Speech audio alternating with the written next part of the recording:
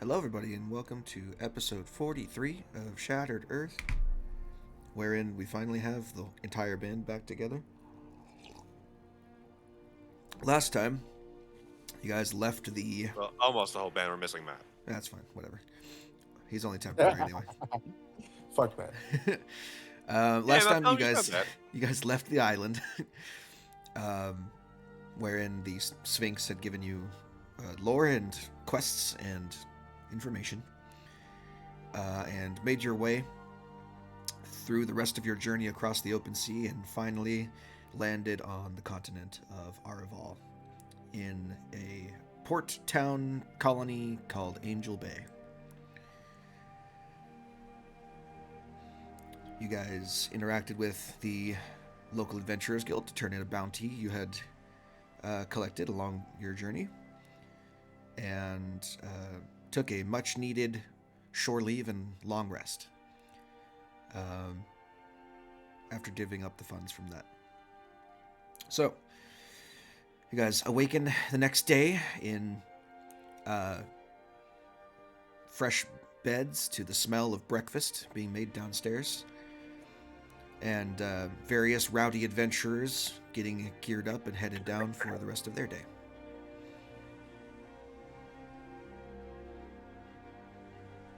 What would you like to do?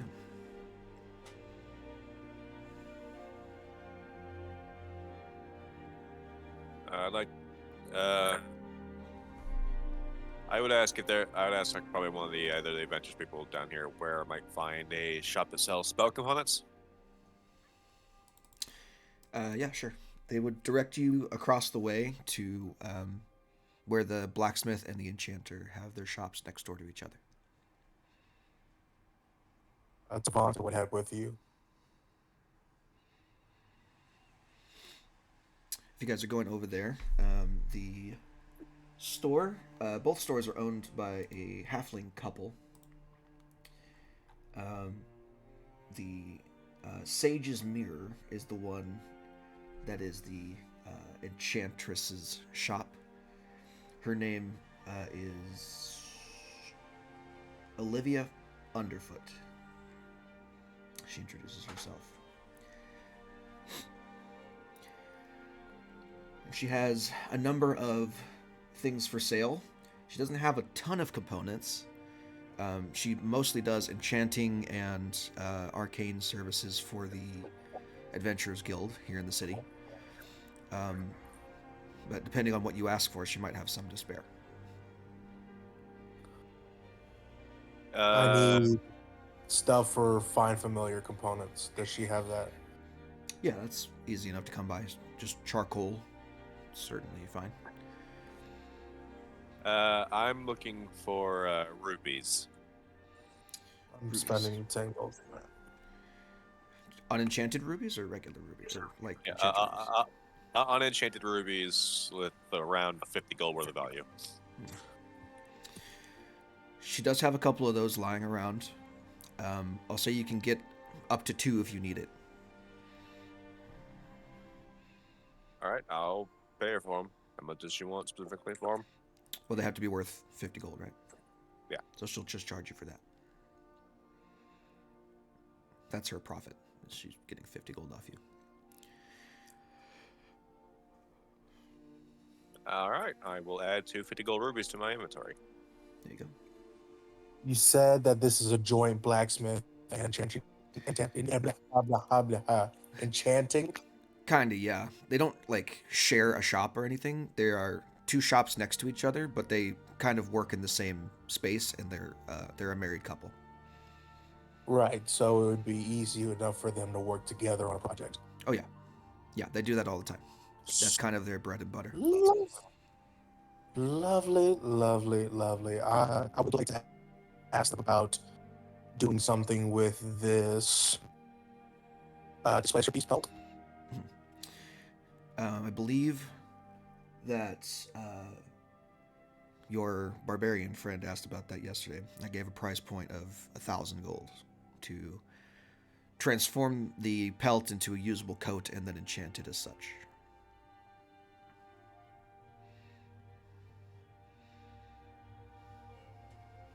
What does a displacer beast grant?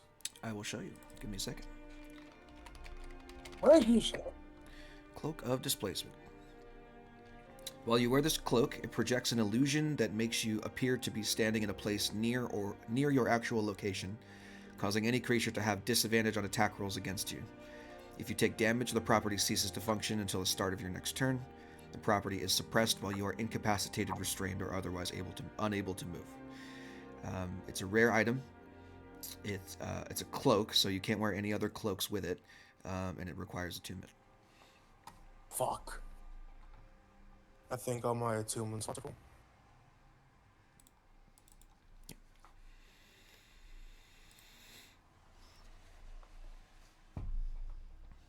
Now, that being said, you could have them make it and then turn around and sell it for a profit if you wished, since it is a rare item. The only reason it's so cheap is because you have the materials on hand, and they are very good quality materials. You guys rolled so well when you scrapped the displacer beast you killed.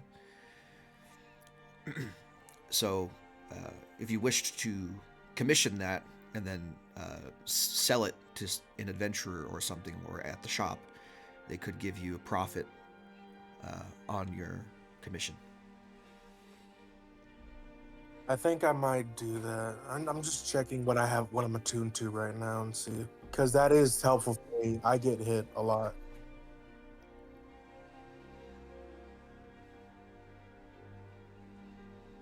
Oh, I did want to ask the blacksmith last time I was there, before we called the session. I forgot if he had an animated shield.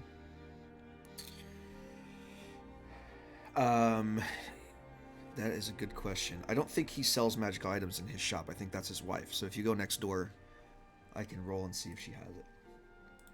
Okay.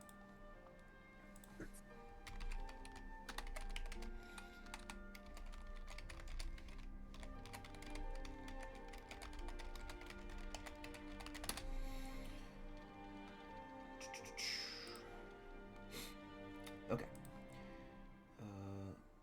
Large city. Weaponsmith. Let's see what she's got. I will... Can I copy all this?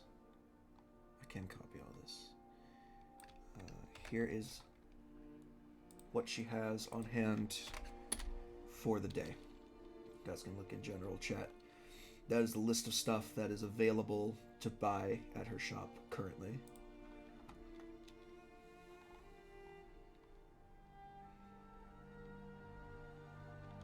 Does Icon's Unlimited Sending Stones require attunement?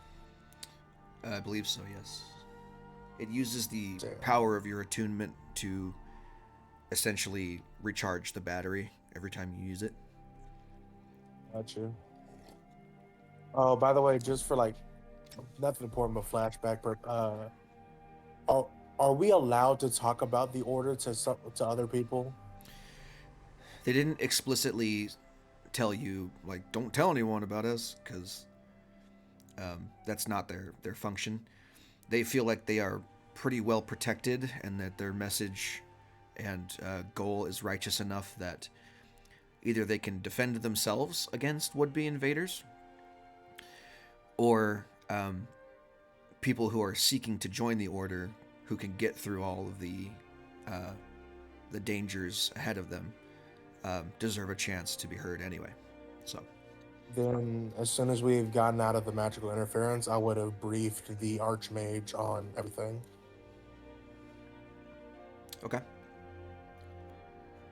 And then corresponded with Amadi about how we're being delayed.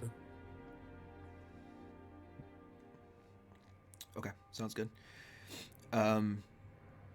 She doesn't have a sending stone, right? You have to use sending for that. No, I made the other. I have a non-attunable sending stone Right. that I made, and she has. Right. She has the normal one. I remember that. Okay, fantastic. She says, do what you have to do. Kids miss you and all And that fun then, stuff. yeah, as soon as we get back, I'm staying for a long while. My question is, can I just commission the cloak and then sell it for profit, please? Yeah. It's going to take a while for them to make it because it's a rare item. It's going to take several weeks. Just so you're aware. I don't plan on leaving anytime soon, so that works for me. How much? You said 1,000. It's 1,000 gold to have them make it for you. It will take about a month and 1 week to make it. That's fine. I have marked off 1,000 on my thingamajig. Sounds good.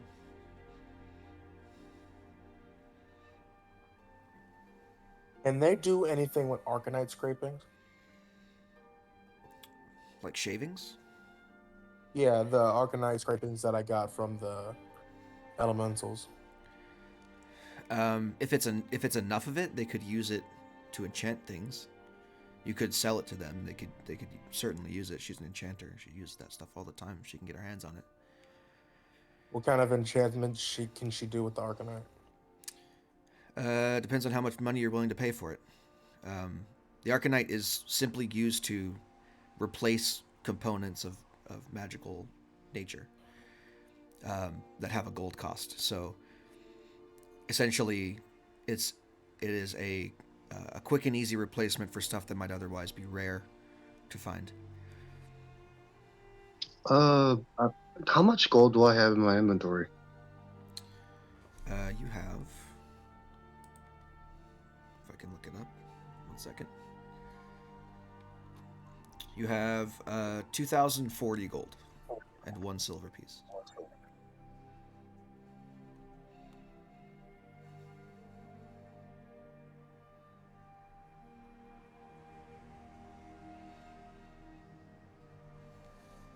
How much would it cost to commission an animated shield? Let me look up animated shield. It is very rare.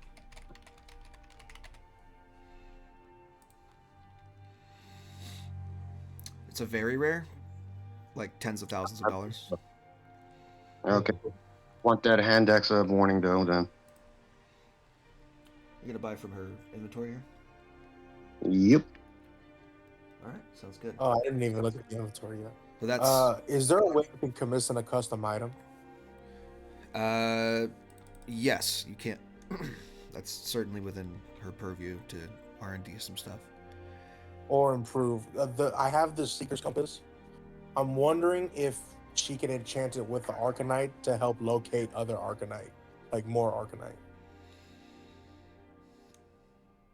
If that's possible to do. What does it already do?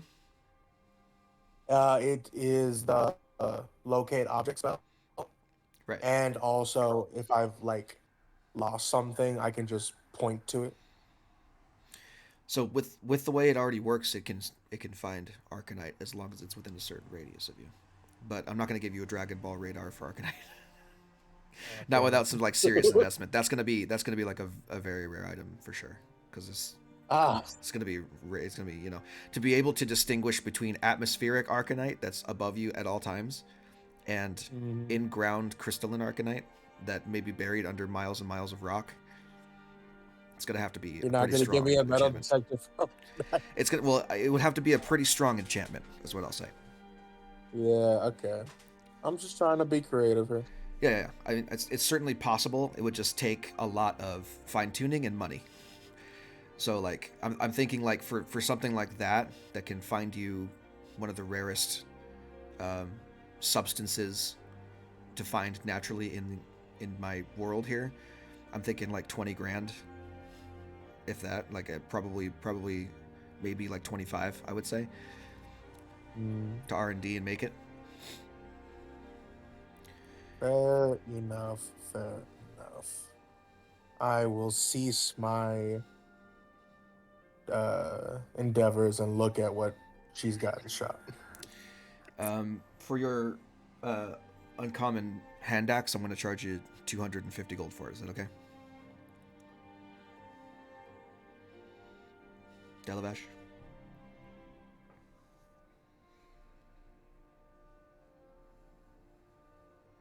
They're transformed into rats? All right, I'm gonna assume that that's okay. That's 1790. Okay. And I'll add weapon of warning.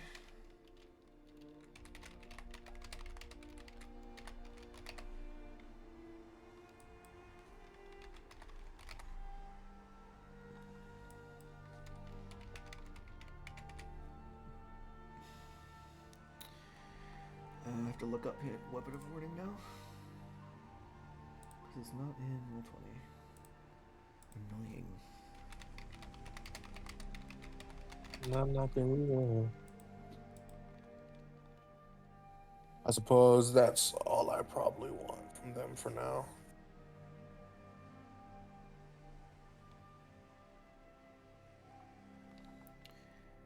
How much does a hand axe weigh?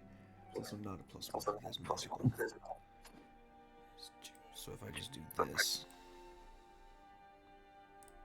and that, and then in the description,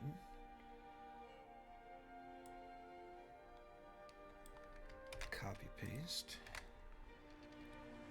and then warning. Okay, hand axe of warning is added to your sheet. I charged you for it. You're all good. Oh, can they improve my moonsicle? Generally speaking, magic items that are already enchanted are harder to improve upon. It would be better for you to buy it or make a mundane one and then enchant that. Can I buy I'm the just great axe trying to of see warning? what Yep. The great axe of what? Warning? Yeah. You're buying the great axe? Yes. Okay. Wait, you're buying the great axe? Why? Because I want the fancy tradition. Okay. I mean, you can't use it ever, but I guess the magical properties will still work. It's great. It's just, Sure. it's just a mage like lugging behind a fucking war axe. Does it have a cost for hand axe on here? It doesn't. Let me look up the cost of a great axe real quick. That's amazing. And adjust accordingly here. Hold on. Down.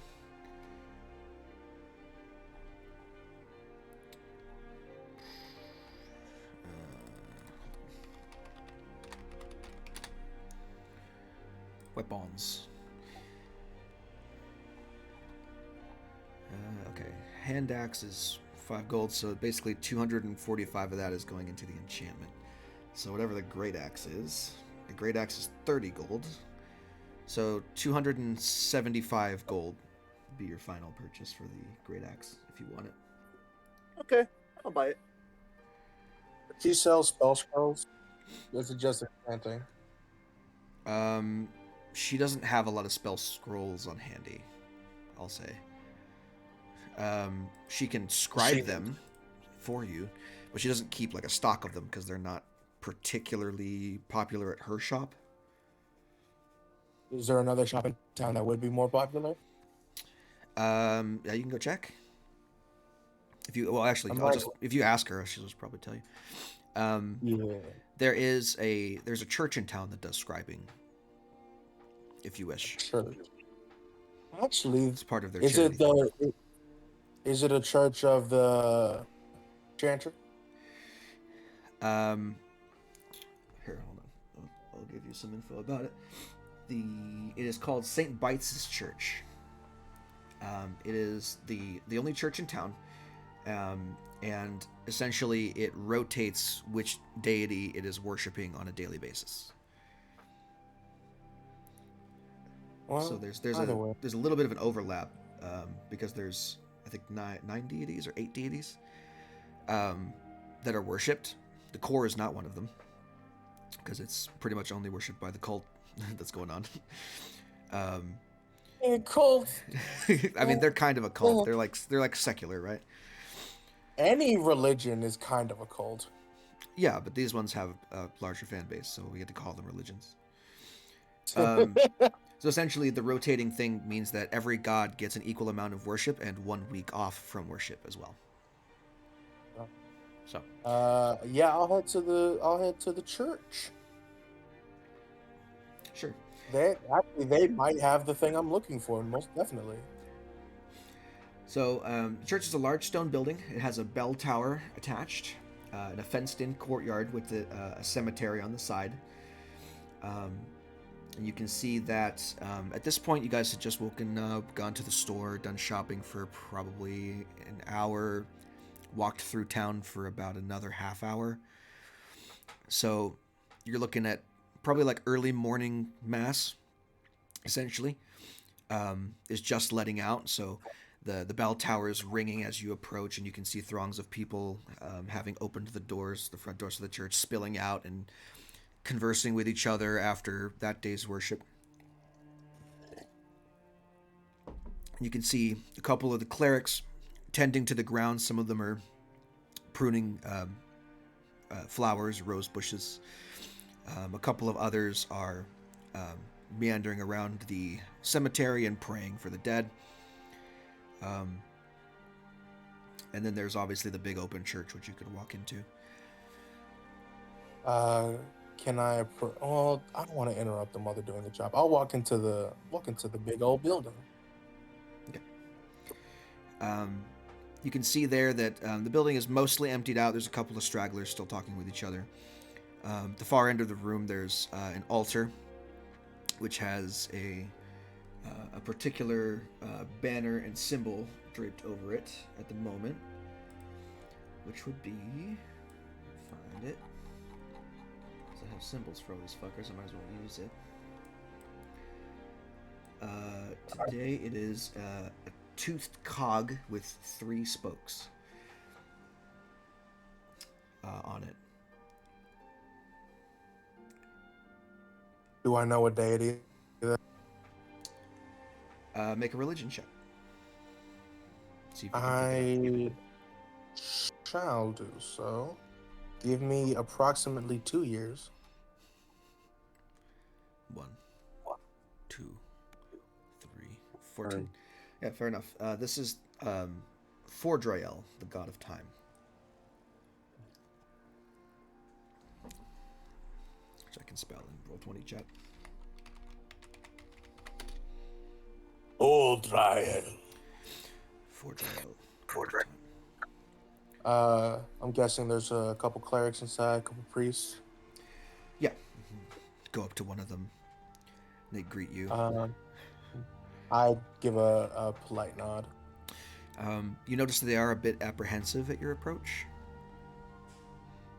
but otherwise greet you normally and ask what it is they can do to help you. I have a bit of an issue. You know what? I kind of just want to text this to you. Sure, Give me go a for it. second. In the meantime, while we're doing that in the background, does anyone else want to do anything? I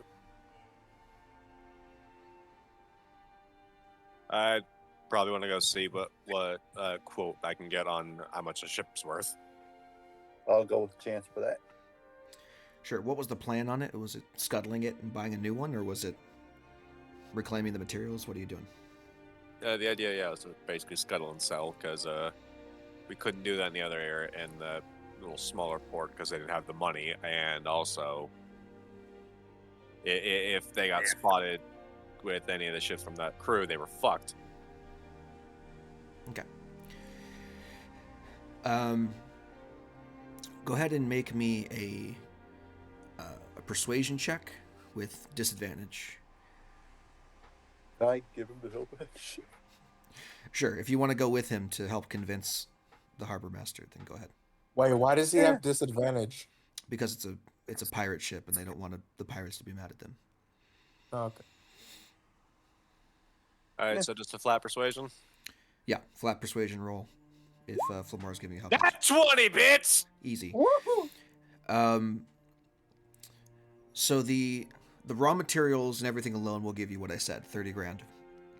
However, The harbor master does mention that for that combustion engine, there is an interested buyer of any kind of combustion engine technology that has been looking for this particular ship for quite a while, and he's put up his own price for it, and asked the harbor master to hold it for him if it ever came across it.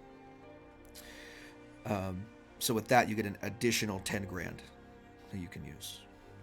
50 grand for a new skyship. 40 grand. Oh, I'm sorry. All right, I'll take that. Mm. And if it'll sweeten the deal, I can even add a copy of my notes because we did look over the combustion engine ourselves. No, they say that won't be necessary. Keep your notes if you want to.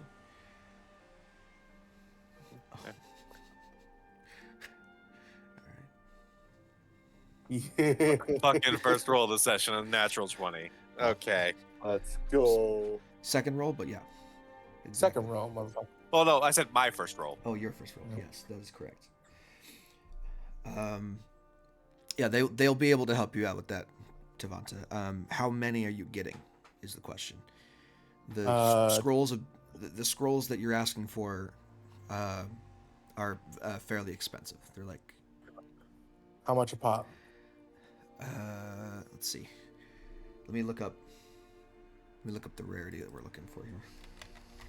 If I give them good enough reasoning, could they lower the price for me?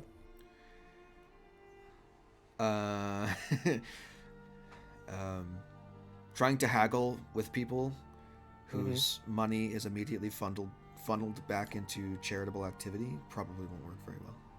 Yeah, fair enough. All right, give me a price. If I can't afford that, I'll ask them to hold some for me for when I'm able to turn a profit from that Displacer Beast cloak.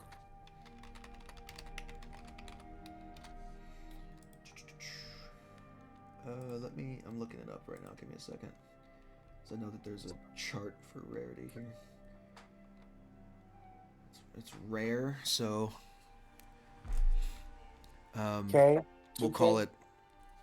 Yeah, we're gonna call it 2K per scroll. They can do it, and it'll take them about a week to get both, considering all the materials they would need to get to do it correctly. Is it 2K per one? Yeah. I only have about, well, if I spend all my money, which probably isn't wise, I only have 1,116 in plat. I only have 116 platinum and 253 gold, so.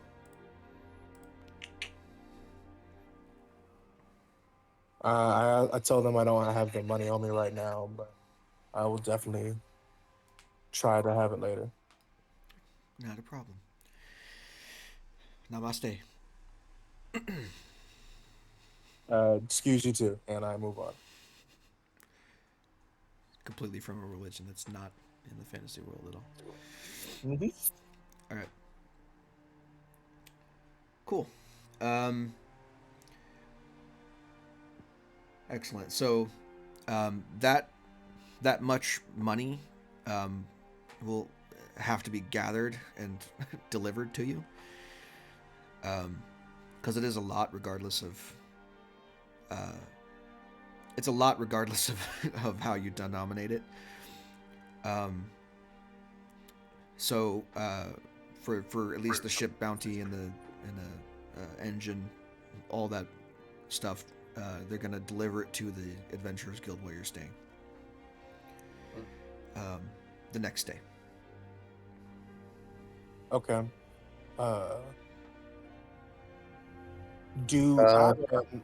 Is there a place like a general store around here where we can buy a map? Yes. I would love to do so. I will pay the price. Let's find out how much a map is. Map maker, make me a map. Scroll case. Venturing gear.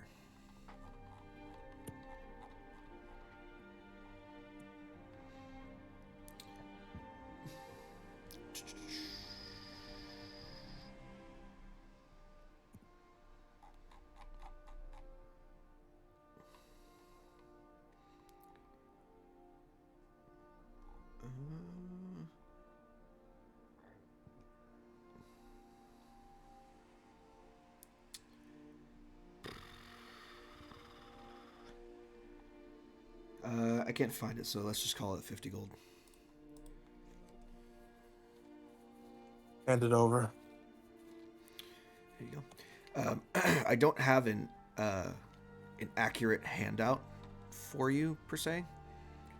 What I do have is the actual page for it, which you guys can peruse at your leisure.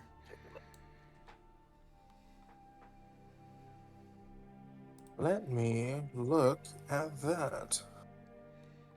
So we're in. Oh dear. The You guys are in boiling something. marshlands doesn't sound nice. Yeah. Not the nicest place in the world, but hey, there you go. Forest of the Lost Ash. What the fuck?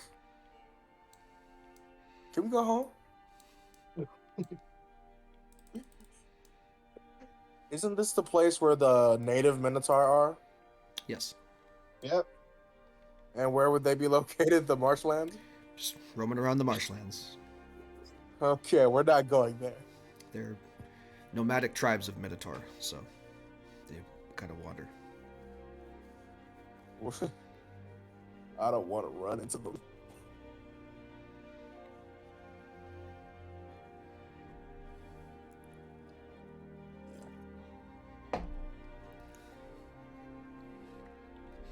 There is there's kind of like a border to all these little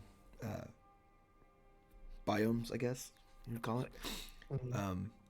But I didn't draw them on there because it's not a hard border. It's kind of a gradient as you go, as you travel. But essentially that gradient starts like right there-ish, if you wanted to know where the Ashen Expanse began. So we're in the marshlands right now with Angel Bay. Sort of, yeah. So Angel Bay is a unique little place because it's a coastal city, and it's backed by a mountain range. Beyond the mountain range is the boiling marshlands in general. It's miles and miles of open marsh. We're not fucking around over there. We're going to the plains. I would also like to ask if the Chantry of the Core has set up shop anywhere in town. No matter who you ask and no matter how many people you come across, you don't hear anyone. You don't. They almost don't know what you're talking about. They're like, who? What? Who the hell's that? So Probably somewhere else along the coast then. yeah, you figure either it's just not gone to Araval yet, or it hasn't gone to Angel Bay yet, at the very least. A lot of people don't really know what it is. Understood. Oh, I love that horn so much. Yes. Good horn. Mm. All right, well, that concludes all that I was going to do today.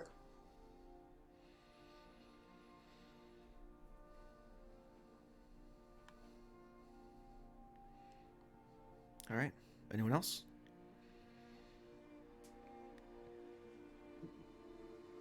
Well, that's everything on my end. Yeah, same here. I just wanted to get the ship sold, get that sorted. You aren't going to buy... So all that money's coming in. Can you already start making plans on, like, building a ship? So by the time we come back from all this crazy adventure bullshit, Try the end of that last sentence one more time. so by the time, why not get all the ship stuff squared away right now? So when we're done with all this adventure bullshit, we can just come back and have a ship ready. Good. You do have a captain on retainer.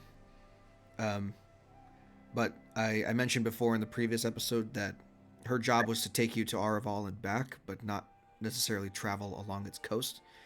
If you want her to be your escort along the coastline of Araval, you would need to pay her a little bit more. Do we need her to be our escort? No, I'm giving you the option in case you don't want to travel overland. You could certainly do it that way, and it'd be free. But if you wanted to travel with more expediency and greater amount of safety, you could have the captain be your guide along Araval, essentially. Up to you. You'd have to hire her a little bit. You'd have to give her more money. That We're would be we're- preferable. The thing is, we're already gonna have to go inland, further in order to find the things we're after. So we're gonna have to wind up hoofing it anyway. Yeah. What I'm saying, like, but it could cut down the days, like, that we are on foot. Yeah, so it's up to you And guys. The reason I say that you have to travel along the coast, because obviously it's an airship, it can fly over land, right? Why wouldn't you? Is because that's where all the ports are. There are no airship ports further inland than the eastern coast. So if they get fucked, their whole ship is just dead in the water, or as it were, dead in the air. So she's not willing to take on that risk. Essentially, she's like, I'll take you from port to port, but I ain't going inland. Fuck that. So, where are our 2 locations? You only know of, I think, one specific location that you can find on your map. The other ones are you have to suss them out, search them. Yeah, because both of our goals are there's a goal somewhere here, and then there's a goal somewhere here. Where are you pinging? Somewhere in the Ashen Expanse, and then somewhere in the Forest of the Lost.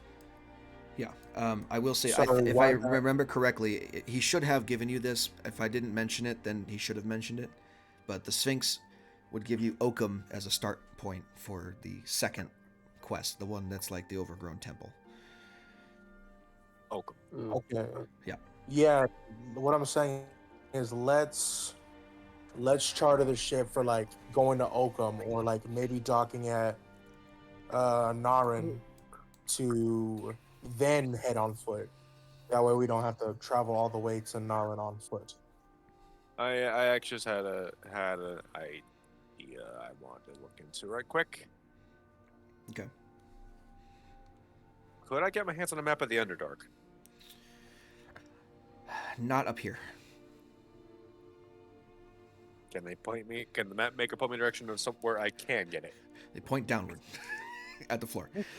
Essentially, you'd have to find an entrance somewhere, and make your way somehow to the one city that's down there that's controlled by any kind of civilization. This is not like Onik, where there are specific tunnels and roads dug into the Underdark to help with trade and politics. This is a wild frontier, and the entrance to where these people are is like more or less a generalization. Like, you're gonna have to search for one and like hope you find a cave that goes down and enters the Underdark.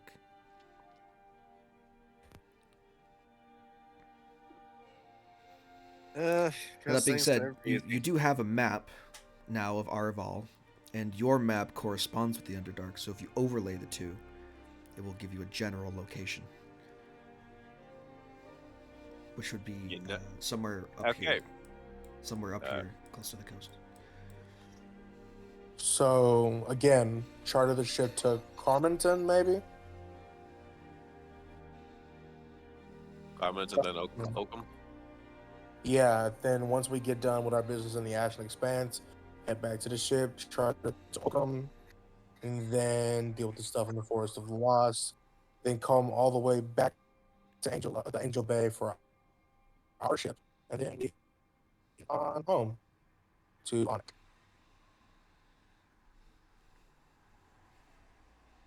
Whatever you said, Robot Man. We get the point. All right, cool. So how do we buy a 50K ship? It's sad you're not playing trick. It's not playing trick with this. Quick trick. So, if that's what you want to do, then we'll say you spend the day in Angel Bay doing whatever, relaxing, Max and acting all cool, and then you guys the next morning will receive your payment from the bank, essentially, having bought your raw materials, and can do with it as you wish. If you're looking to purchase the construction of a ship, talk to the harbor master, and he could arrange that for you.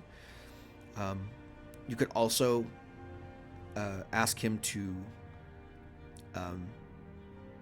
You could also deposit that money in the bank, the vault, and give the harbor master the ability to use the money to purchase you a ship if it comes for sale. So, up to you what you want to do. If you want to create a ship, or if you want to purchase one that already exists.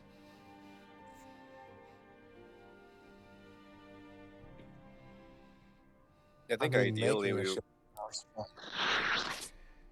I think ideally we'd want to make a ship because that would mean we could have a bit more control over what it has. Yeah. Okay. Let me check a couple sources here. Let's see if I can find stuff here. Like the main reason why we initially wanted to keep the other ship was the fact that it was a fairly durable ship. And it had landing gear. Yeah. So it could land. Yeah. So we buy a speedy little armored bug, and then we make a little speedy armored bug, and we're good to go. Let's see, that's 50 grand. That's 20 grand. That's another 20 grand. That's 40. That's right at your budget. Okay, that's one. Because we don't need like a giant fucking yacht, Yeah. like sky yacht. It's 25. Yeah, honestly, we could probably make it with just a skiff. Right. What I'm looking at is, I'm looking at using the stats and prices of a spell jamming ship with the caveat that it can't go into space. It'll be just an airship. Is what I'm looking at right now. I'm looking at what options are available for you. You are just shy of buying a Nautilus. What's Nautilus? The Mind Flayer ship. A big one. Oh. A big one. Yeah. You could buy a Scorpion ship. So we could. I mean, if we can, like, the goal is to buy something like small, like not a lot of crew. But also, we're sacrificing size for like what we're not buying in size. We're buying in defense and speed, right? Sure. So here's what I can do. You guys have 40 grand to spend. If you just want a normal ass ship, the Space Galleon is what I used for the ship that you guys originally booked. So I can just copy paste that. That makes it easier on me. Then I can adjust the stats if you spend the other 10 grand on armor plating and speed upgrades. How's that sound? That sounds good to me. It sounds lovely. I recommend something. Okay. Landing gear that we can land. Do this. Gets me too. I will include that in the cost if you want to. However, you will have to sacrifice either a point of AC or some speed. We can. How fast will it be normally, and how like with what we're doing besides the landing gear? How much AC and how much speed? Stock, the AC is 15, and the damage threshold is 15, which means something has to do over 15 points of damage to do damage at all to you. Mm-hmm. And the fly speed, this is basically for combat only, not really for travel, is 35 feet per round. With the upgrades, if you just wanted to do 2 upgrades, one to armor class and one to speed, I would increase the speed by 20 feet, so it would be 55, and I would increase the armor class by 2, making it 17. If you want landing gear to go with that, you have to sacrifice either 1 point of AC or 10 feet of speed. I'd say sacrifice 10 feet of speed for the landing gear. Because then we could take that bitch inland, right? Yeah. Technically, yes. But we wouldn't be able to repair it at a port. You would be able to take it inland anyway. You would just need like ladders to climb up again. Right. The landing bay will the landing gear at least will allow you to land on the ground, which would be easier for like loading stuff if you find stuff you need to load. Yeah, essentially. I think, fellas, I don't know about me, but I think that sounds nice. 17 AC. You said 17 AC would be what? 45 feet of movement and landing gear. Yeah. Sounds good to me, at least. Well, we'd have to have a whole crew for it. You need a crew of 20. Fuck, that's gonna cost even more. Mm-hmm. Anyway, we could fuck around like the old ship and just have elementals trapped in the bitch. Technically, yes.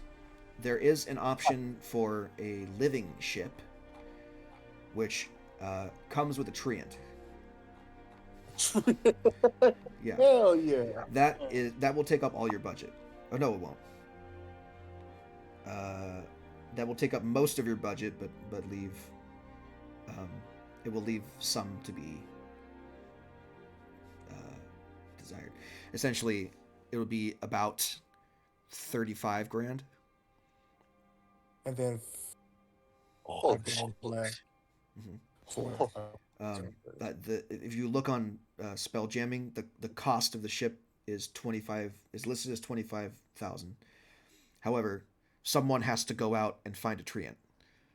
So you're essentially, the extra cost is you guys putting a bounty out for the adventurers of Arval to find a treant somewhere and bring it to you.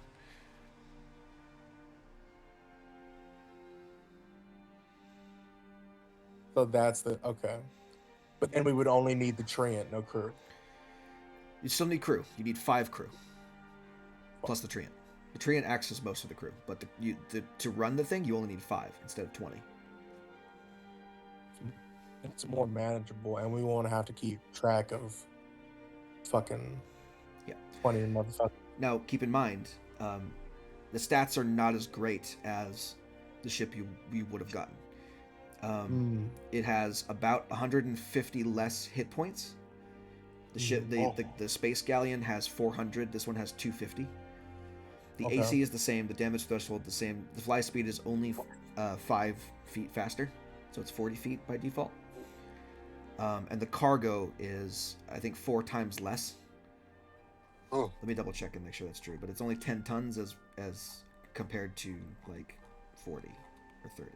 Do we need something like as big as the galleon though?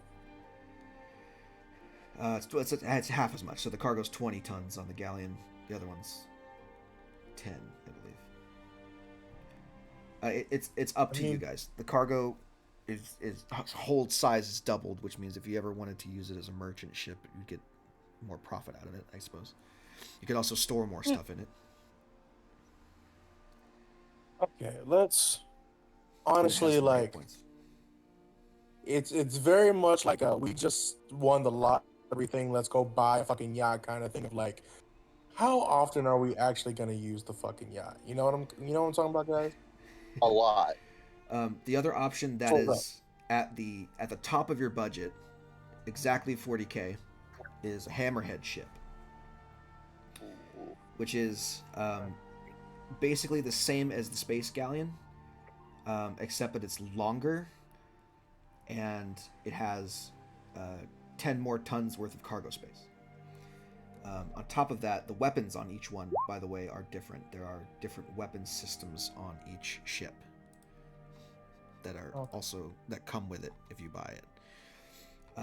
The hammerhead has a ballista, 2 mangonels, and a blunt ram, which means you can ram into stuff. The living ship has just a ballista. And if I scroll down far enough. Where is it? Space Galleon has 2 ballista and a mangano. How much AC and speed does the Hammerhead have? Same as the Galleon. Same as the Galleon, but before we upgraded it? The difference in price accounts for the extra weapons and the extra cargo space. Mm-hmm. Again, so I know in our immediate, like I say immediate future, but like within the next, like, I want to say 6 months or so, you're gonna use this, use a ship to go from Arival to Onik, right? Because there's not another expedition I think we have lined up. So basically, we would be buying it just in case we need to go off Onik again, right? Yeah.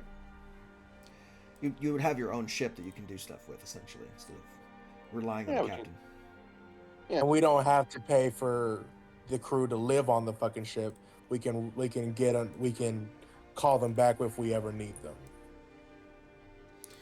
Yeah. Also keep in mind that if you're purchasing it here, a lot of the sailors are going to have their home here in Arval. Right. So That's also my concern, is because, well, at least most all of us are based out of Onik. So it would be better to hire a crew in Onik, right? yeah, technically speaking, if you wanted less fuckery, I mean, it depends on what you plan on doing with the ship. If you wanted to make that into like a passive source of income, it's up to you guys where the ship goes. If you want it to just tour, you know, the open sea back and forth between Araval and Onik, it shouldn't be much of a problem. Now that comes with its own dangers, as you've seen along your own crossing. So Right. it's a little bit more dangerous to do that, but it is possible. The safer route would be to do a coastal trade route along any one of the continents, or between Onik and Netria, because they're so close together. Oh,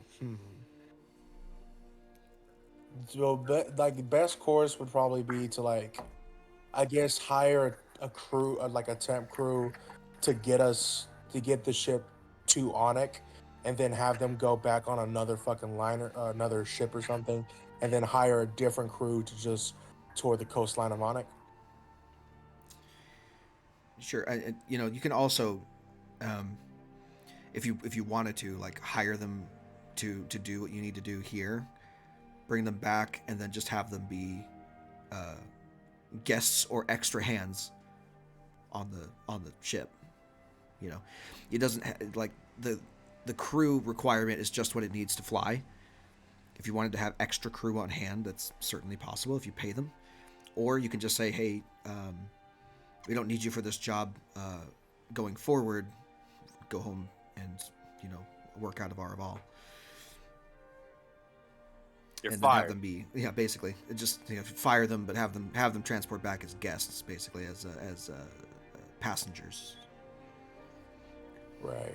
Up to you what you want to do. I stand jackass. Okay. I'm the only one who's speaking. Does anyone have any thoughts at all? I like the original galleon. Just Alright. permanently upgraded galleon. Probably Mostly remove upgraded this passive income and all that jazz. So we're not always spending some money. Dalabash pulls his finger out of the ear and say, "What? I'm sorry, I wasn't listening." You know what? Nothing else. Savanta blinks twice, turns to the chair.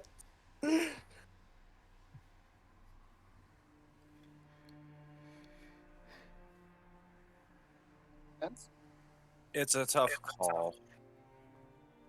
I'm torn between the hammer and the upgrade galleon. Because we know how fucking dangerous open air is. Yes, that's something we learned the hard way quite well. So the hammerhead having less defense but more firepower, or having more defense and and more speediness but less firepower? I don't think we're hurting for firepower just by virtue of us. Talking about virtue of the ship. Well, I'm saying we may not need as much firepower on the ship when two of us can just fling fireballs. Dalavash is Dalavash. We're not always, if we have them tour around Onik or send the original crew back to Araval as guests, then we won't be on the ship necessarily all the time. You know what I'm saying? That passive income sort of deal. We're not going to be on the ship all the time. That is a fair point. Especially if, like, we're going to put landing gear on this. So if we go inland somewhere and land, it should be able to do that. We cannot. If we put down somewhere and land, it needs to be able to defend itself. Is what he said. Thank you. I can translate shitbox.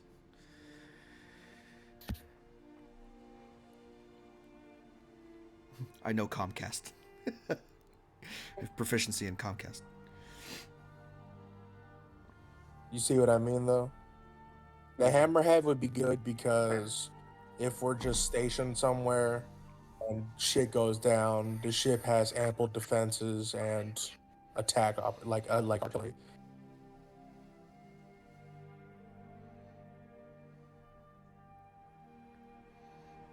What's the damage threshold on the hammerhead? Same as the galleon, 15. Mm.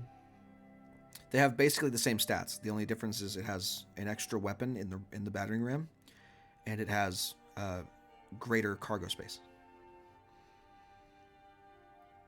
Also, it's shaped The differently. only addition is the. Well, yeah, gotta have the cooler shape. No. If the only difference is the ram, then probably the galleon could work just fine, and the cargo space, because I don't imagine we're gonna be hauling an immense amount of shit.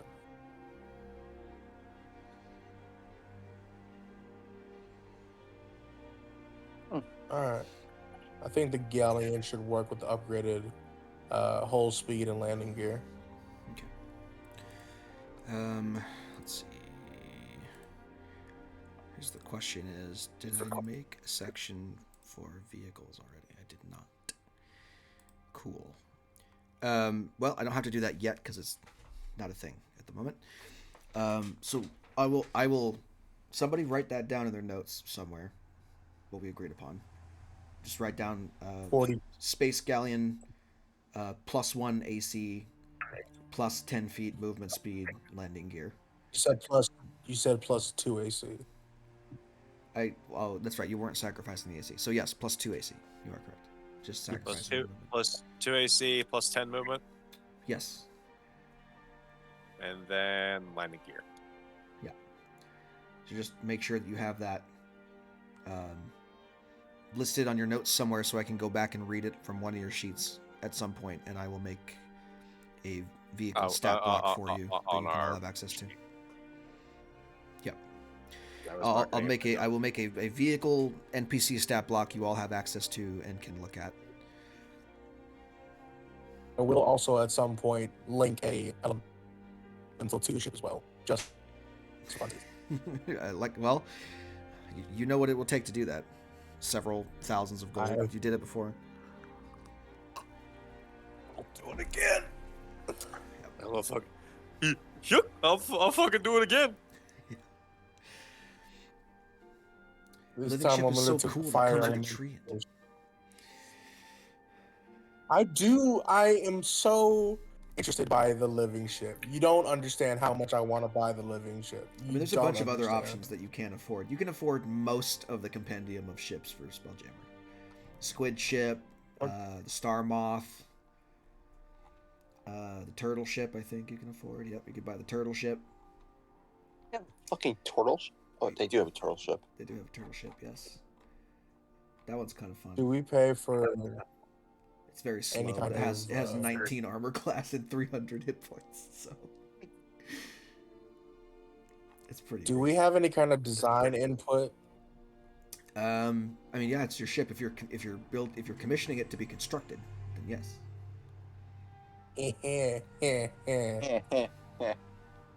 I'm going to treat this as a downtime thing too, because you guys are going off on a thing, and if the designer needs any input, he would need a way to contact you, and they don't have that. So you're going to have to get everything set like now, which means you have to stay in town for a couple of weeks while they suss things out. Okay. What do we kind of want it to look like, gang? Do we want it to include? It's going to be the ship of the Scholar's March. Shall we say it's the? Scholar's Chariot? No. Scholar's Oh. Chariot. Oh no, it sounded cool in my head. Yeah. It does sound cool. I'm not gonna lie. I mean, appearance-wise on the map, it's gonna look like the ship you guys are already taking. Just so you know. Right. I just want For your own flair, just for you can me write it in your notes personally. yourself. I want aesthetic. Sure.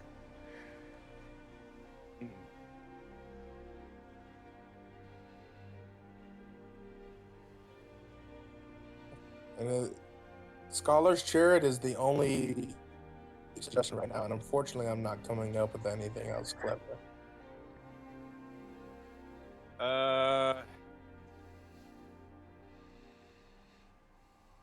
I'm trying to think of something myself. The SS Merchant of Knowledge.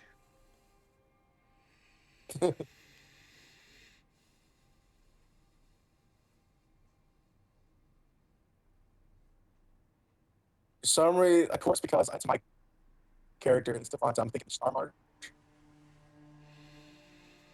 But that would be for a ship in the stars, and it doesn't make any goddamn sense on a planet that you can't see the stars. How about the SS Constellation? I want to call it a Skyweaver, but yeah.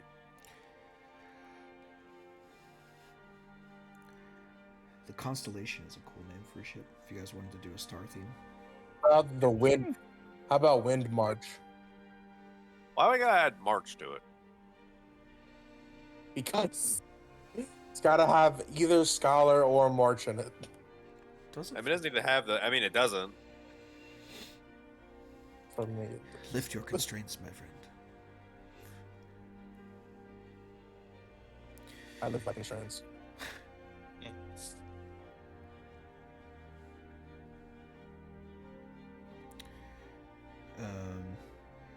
Concord?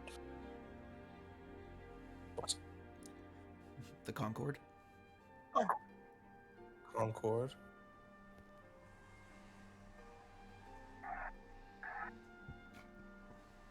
We could probably do this in our off time, not spend 30 minutes to an hour coming up with a name. Up to you. Yeah, we'll just say Do we want- we decided on insert name here, and we'll figure that name out before next week. Yeah, we'll flash back to it when we get to that point. Yeah. All right. We're So, gonna decide on color and design choice and all that shit. So a couple weeks later, you guys are done with all of that process. You've spent your 40 grand, and your ship will be constructed in Angel Bay and ready for you in probably some time. I'll have to double check and see how long it takes to construct ships in the first place. Insert A good time long spent here. time. In the meantime, let's go do a bunch of shit. We got Indeed. 2 things. Ashen Expanse. Where does the blue key point? Where does the key point? Oh, it's apparently not a blue key. It's apparently a clear key. Right, it's the. I forget what you called it. I heard you say it. Key of Squalls. Yes. Key of Squalls. The Key of Squalls, which has instead of a ruby at the top of it, has a diamond.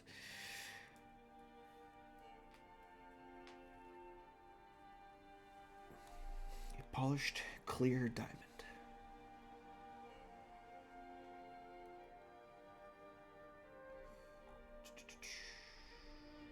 This is is just ship facts. I don't want to know ship facts. I want to know how long it took. Larger galleons required up to 2 years to build. Well, we have magical techniques, so I'm going to not do that. Let's say 6 months. Okay, good, because I need to be back in a year's time. You don't recall? Yeah. Well, 11 months now. Yikes. 6 months seems fair to me, Oh my considering God. magical things happen. That's so much time. God damn it. You're building an entire galleon that can fly. You're welcome for 6 months. No, it's I'm heavily just saying upgraded. for my character, that's so fucking long. Okay. If we get back before 6 months is up, I reserve the right to charter course back to Onyx by myself. Immediately. To go see your kids. Dude, I don't want to miss my daughter's birthday. I mean, you know. When your daughter is a druid, tantrums are scary. Who's the one who taught her druidic magic? Whose fault is that? Not It was Amari. I wanted to teach her astrology. Also, who says your daughter's a druid anymore? Ooh. oh She shit! was a druid last. Comes back. She's a fucking wasn't. warlock. Yes, she's been corrupted. Oh no. No. Was a druid last time It's I not, left. it's not a phase, Dad. Well, if you remember correctly, they were each taking interest in different things. 6 I months goes by. remember she was. Maybe she's made up her mind about something. Wasn't the son saw- started being a ranger? The sun was starting to be a ranger, but I remember being very into books. I thought maybe college lore bard. I don't know, but I want to be there for that change. I don't want. I've already mixed up. I'm talking about a fantasy child. I need to calm down. This child's not real. She's real to me, damn it. I need to calm down. But yeah, so let's try to get this shit taken care of, lickety split. Where we get that off first? To the Ashen Expanse? 2 of your objectives are in the Ashen Expanse somewhere. Shall we dark at Narin or Pumpkin? Remind me, where was my thing supposed to be at? When you keep pinging again? Somewhere halfway between Carmenton and Eker on the map. Like around here. Yeah, ish. I say we dock in Carment and then move. Now, where's the other thing in the Ashen Expanse? More this way? You don't know. Yeah, we know it's somewhere. It's somewhere. You're gonna have to try and find it. It's we have the thing for Chance in the Ashen Expanse, and then we have starting from Oakham for the thing in the overgrown temple. Yeah, you're looking for the forgotten tomb of a forgotten warrior. So it's gonna be a little bit. So it's harder going to be than just hard to Xbox ask spot. around.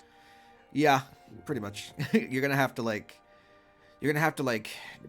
find somewhere to do research on what you know to narrow the search down, or wander around the desert for a while and hope you fall into it. Can we ask around? Is Carmenton like a bustling kind of place, or is it like boonies? What's the vibe of Carmenton? Carmenton is kind of the next major settlement. Narin is a smaller settlement along the coast. It's mainly used as a pit stop by travelers. Carmenton would be the next larger settlement that you guys would come across. Nothing's as large as Angel Bay. Angel Bay is the biggest colony on the continent. The most developed because it was the first. So Carmen, there's no way we can do research here before we go, or would it be better to do research in Carmenton? if you want to spend more time hanging out in Angel Bay, you absolutely could.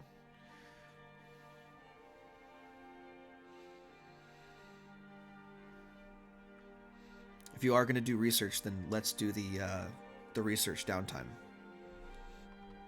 to do that. Because we need to find about the Forgotten Warrior bullshit.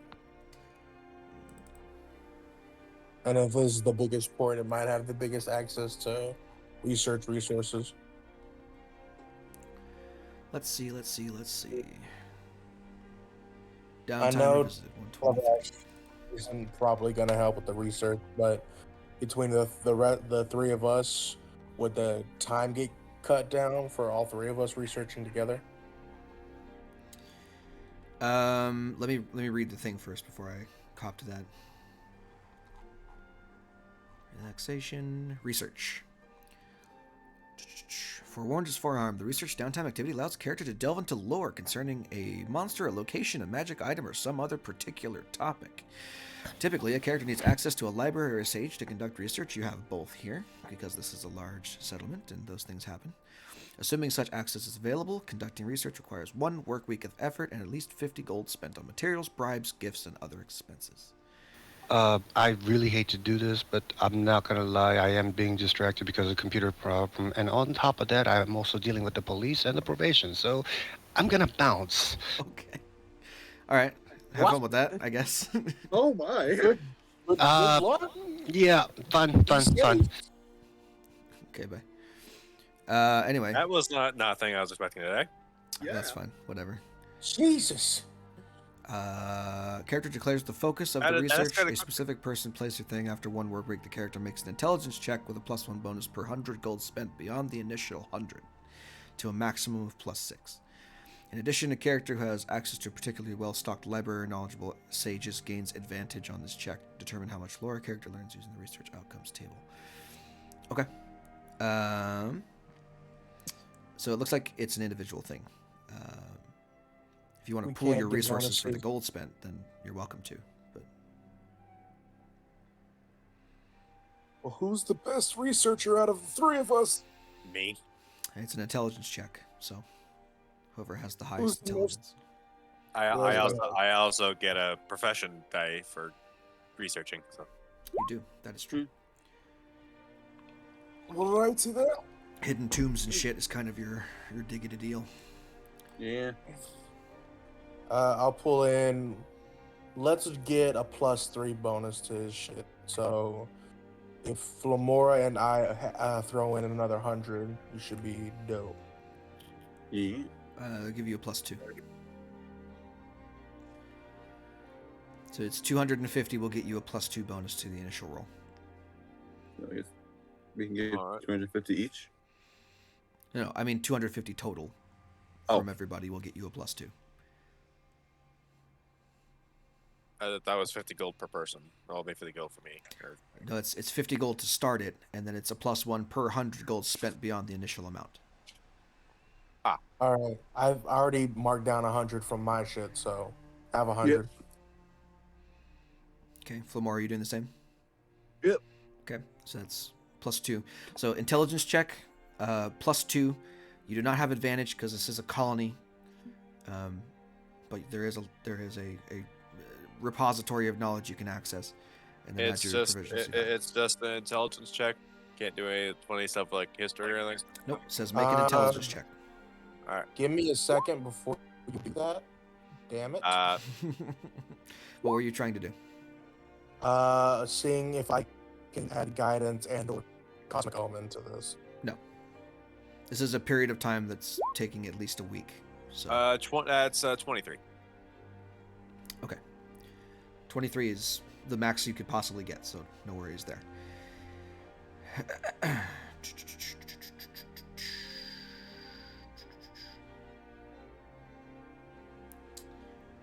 Let's see. I'm just reading about what I have to give you.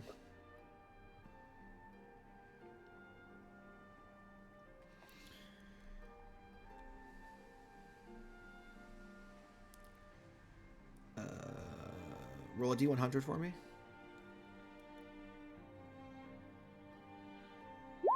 $83. Easy enough. Okay, no complications. You learn 3 pieces of lore about what you're looking for here. So I'll give you that you would figure out the general location. You would narrow it down to, one general area. If you search that area, you have a chance to find it. It'll be somewhere over. Let's see. Tomb-wise, let's put it like right here-ish. So if I take this, drop it there, and then tint it something else, and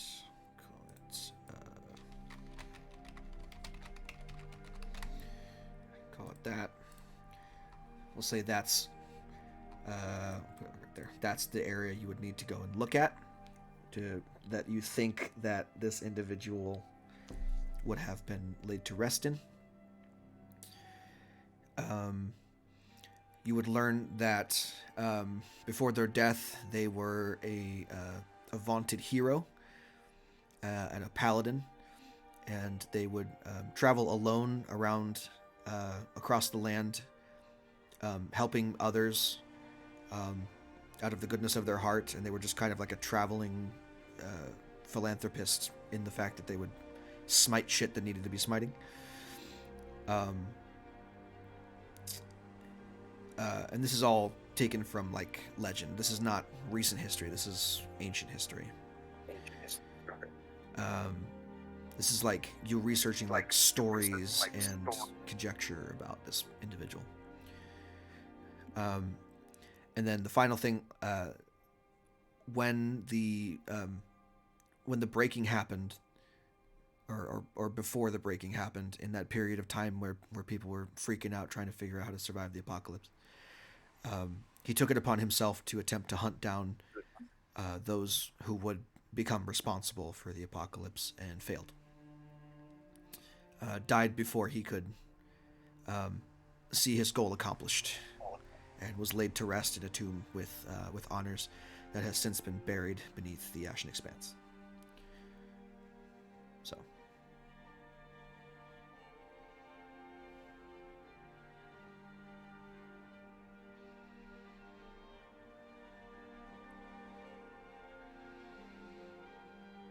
So from Carmenton, about 4 days. Can I get that in writing so I can just add that to my notes? Because God, this I just made it up, so I didn't have this shit like ready to go. Wandering Paladin was once a big hero during the time when this place wasn't a fucking wasteland. Apocalypse started happening. He wanted to do something about it. Died before he could. I forgot his name already, though. Doesn't have a name yet. You guys are looking for his name. That's the reason why you're going to this tomb in the first place. This motherfucker pre-breaking. Okay. Yeah, his name. The reason why the Sphinx wants it is because his name has otherwise been lost to time. But he knows that the name of the individual was inscribed on his greatsword that he carried around with him. So you're looking for the greatsword, which has the name printed on it, which is a valuable historical artifact to the Sphinx, which is why he sent you. Well, let's go do that. Indeed. To Carmenton first, What was the general location you mentioned? right here on the map. Right here. Okay. Yeah. So it's unfortunately not related to my thing. Nope. It is semi on the way. If we travel by foot, it's on the way. Yeah.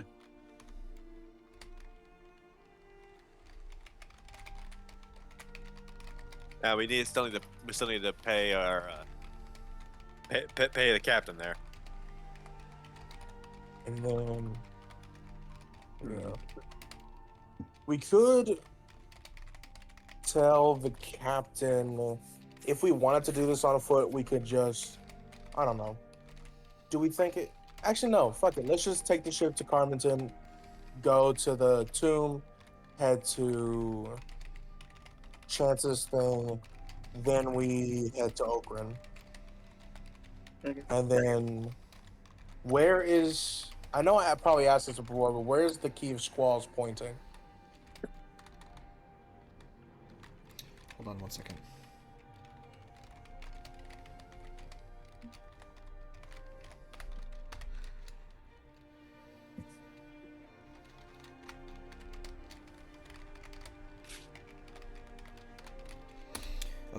there's the typed out shit that I gave you. The other thing was self-explanatory, so I'm not going to type that out. But those are the two other things you get for it. If I remember correctly, that key goes to also somewhere in the middle of the Ashen Expanse. Like, very much centrally located, like right over here-ish. Or like over here.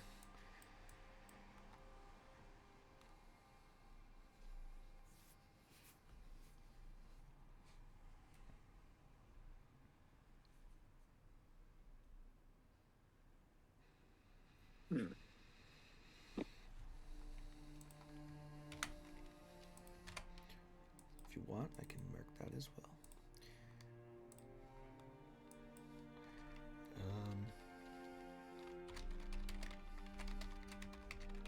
What? How much will we need to pay the good captain? Here,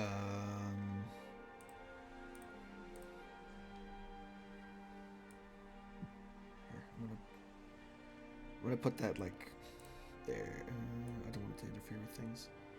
I'll put it like there. Let's say that's where the location is, if you lined it up with a map. Well, it's how many days is it? Let's say 1, Etho squalls. 2, whatever. 3.5 days. So let's call it 3.5 days. Let's call it 120 gold. Spent so much today. Someone else do it. Do it. All right. How much? 120? 120, yes. Do we want to kind of triangulate it? Go for the tomb location, the key of squalls, and then Chance's place. Sure.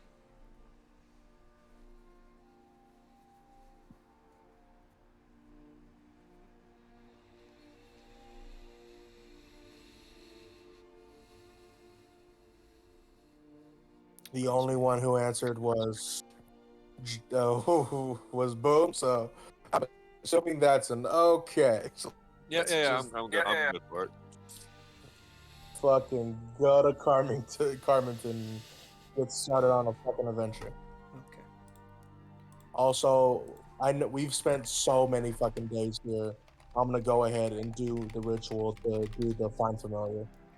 Fantastic.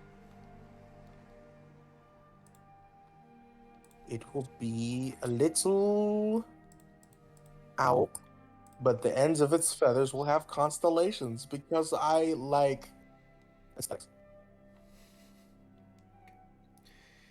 Okay.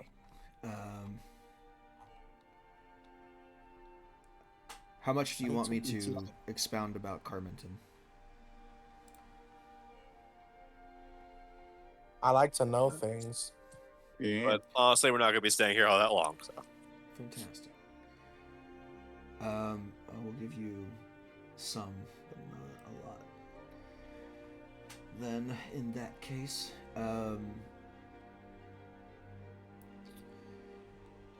okay. Real quick, can we take like a break? Just a quick break. I would love that. That will give me time to copy paste random information for Carmenton because I don't have anything for it. Yeah, we can do that. Give me. I will pause recording. All right, we're back.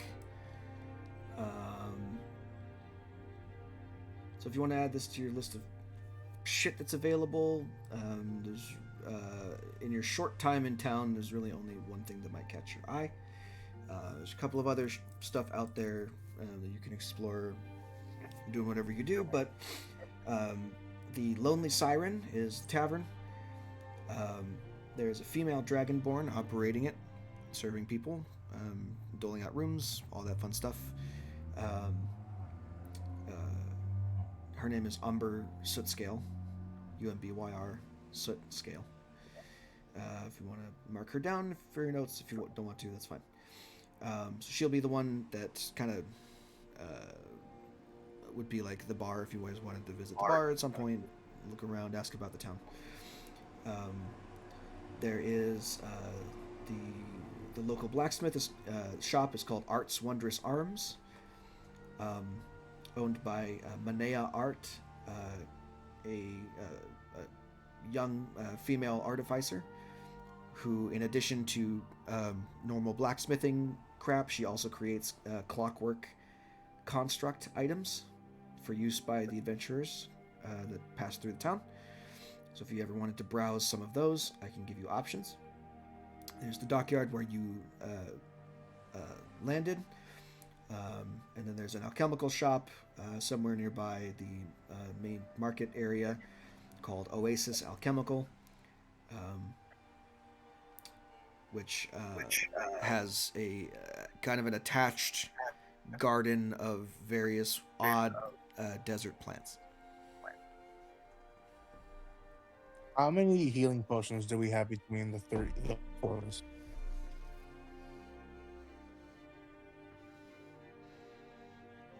I don't know if anyone has any at the moment. That might be a thing we test as well. Can we head over to the alchemical shop and see if they have anything? Sure.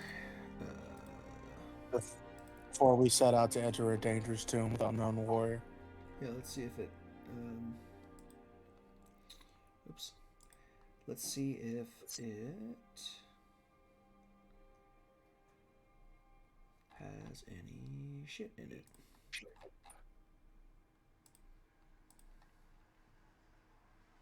Okay. Oh.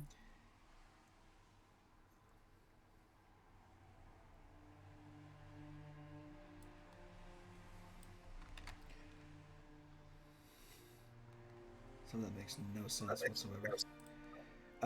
Yes, so they have, it looks like 1, 2, 3, 4, 5 common potions of healing. Or sorry, 6 common potions of healing. And then a couple other things besides. How much are the regular potions of healing? 50 gold, I believe. Oh. Double check and make sure.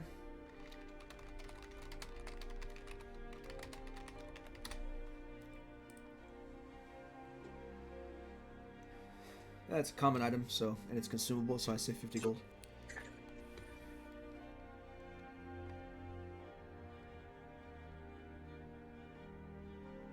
There's 6 of them, so 300 gold will get you a lot. I'll buy 2 of them. So I'll put in 200. Okay. Add 2 potions of healing. Standard potions of healing. There is also potion of resistance. There's a potion of frost giant strength. There's a potion of diminution, and a filter of love.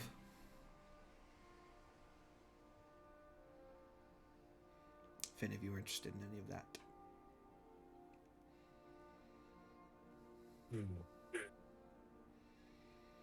What's the diminution potion?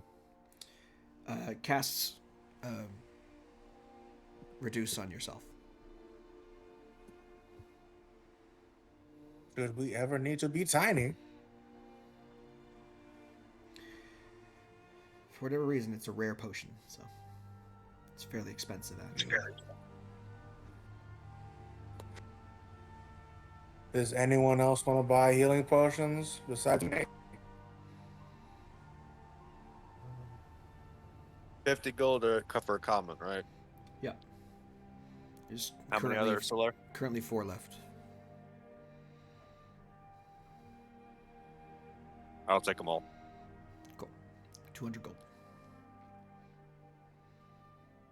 Why don't you hand 2 off to Flamora? Yep. Some more, take 2. Okay.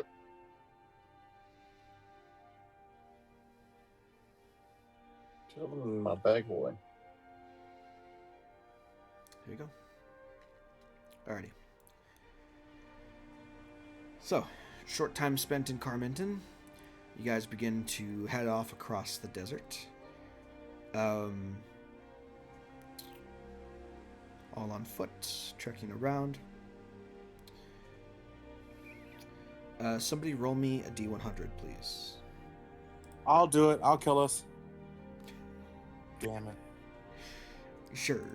I don't want it to kill us. I'm just saying that it's 10 number. It's 10 off from being the funny number.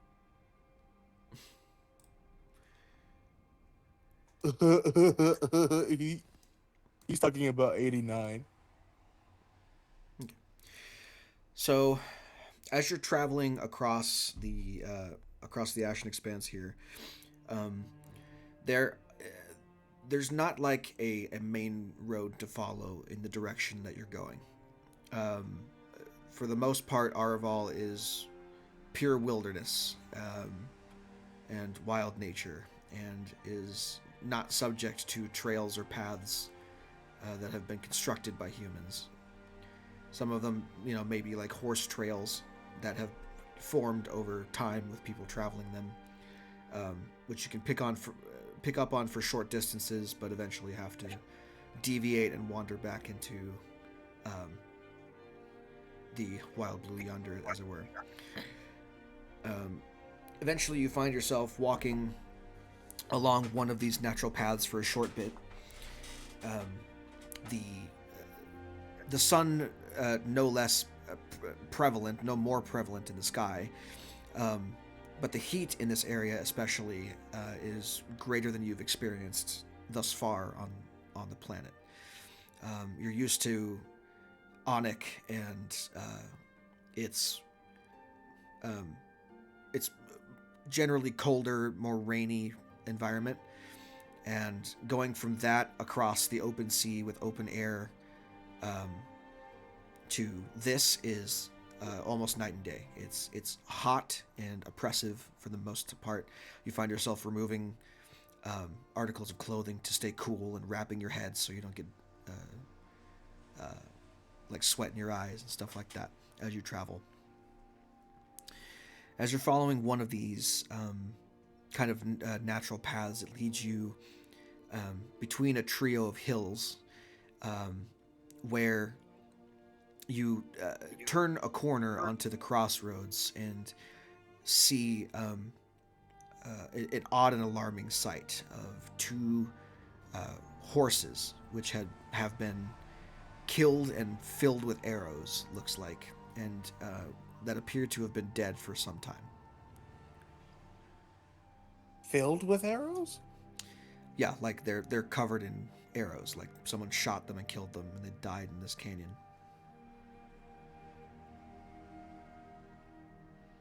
I can't. Do the horses look abnormal in any sense of the word, or Other than the state of decay that they're in, no. What about the arrows? Anything stick up with those?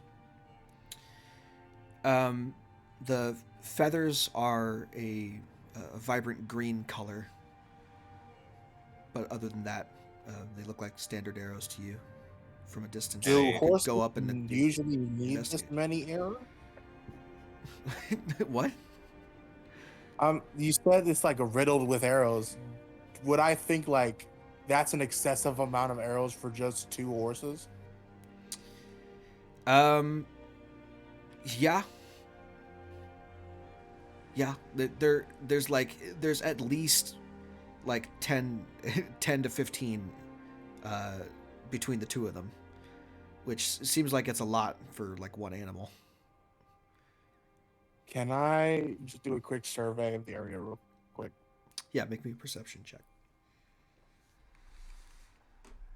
This seems weird and trap-like.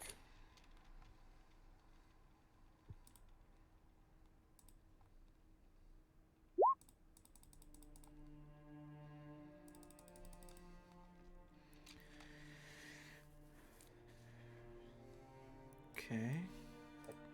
Rolled a 12. You rolled a 24. Oh, Because that's right. how it works. Oh. I was like, what the fuck?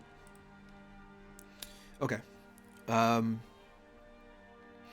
Yeah, as you're like kind of looking around at this this scene before you, your ears prick up, and you hear the clattering sound of a desert rock falling down the hill, and you look and you see a little puff of dust just behind you on the hill, and then you hear desert grass rustling louder than normal, and you turn your head and you see a bit of grass just kind of like almost sink a little bit into the ground, and you're like,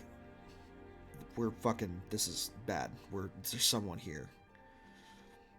I like very quietly let them know, and then I send my owl like above me so I could see from like a skyward view what's going on. Okay. And I'm backing away from the situation. So looking through your owl's eyes, immediately as soon as you look down, you can see clearly hiding from you, but not hiding from the owl itself. You are surrounded by individuals in leather armor, some of them wearing green feathered headdresses that appear to be like the desert scrub brush. And each of them has a short bow trained on your position, getting ready to fire. Can I want to cast a spell. Okay. Simon, if I know. I want to cast Wind Wall. Okay. Well, let's do this.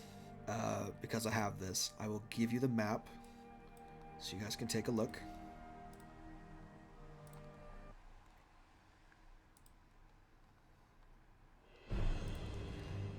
At what's going on here. So this is your current position at the moment. Let's see. Let me get a look at this. Oh, that's not good. That's not good at all. Oh, He did say dear. we were surrounded. Yeah. Oh, dear. We have Here's fun. the token for your owl, by the way. Okay. What? Okay. So, as you're about to cast Windwall, also Dalavash's and Flamora, your weapons begin to like ping out like, hey, warning, warning. And popping up from above their hiding places, these 7 guys begin to take aim and fire on you, and that's where we're going to roll initiative. Damn it. You guys obviously can't be surprised, so this will be a normal turn order. Damn it. I was trying to stop the arrows from happening, VG. Well, we'll see if you're fast enough. We know I'm not. Well, that's your fault. God. How do I roll? You mean it's my fault? I have a question. How do I roll this? How do I roll advantage with initiative in what point? I can barely hear you, my friend. How do you roll advantage with an roll 20? Let me double check for you real quick, because I think there's a way to do it in the settings, but I could be mistaken. Oh, cool. Negative. Yeah. Oh, no, not negative. If you look at the gear and in the attribute options, there is an initiative style. If you set to advantage, it will automatically set it to roll advantage. Yeah, there you go. Where is it? Attribute options. After you click on the gear on the right of your character sheet, Go. you'll Got see it. initiative style. I rolled a natural 1. Okay, and I rolled a 22. There you go. Cool. God damn it. Okay. Alrighty, so Dalavash is first. He's going to spend his turn doing what his turn does best, and that is transform into a thing presumably the wolf, because he chooses to do that for some reason. Does he have access to bigger and better shit? He has access to things with multi-attack that he chooses not to use. Yeah. So, Yeah, in play with flavor is that, we're flavor. gonna go with Direwolf. And there he is. And then his bonus action will rage and run up to this individual who popped out from behind a rock. And that'll end his turn.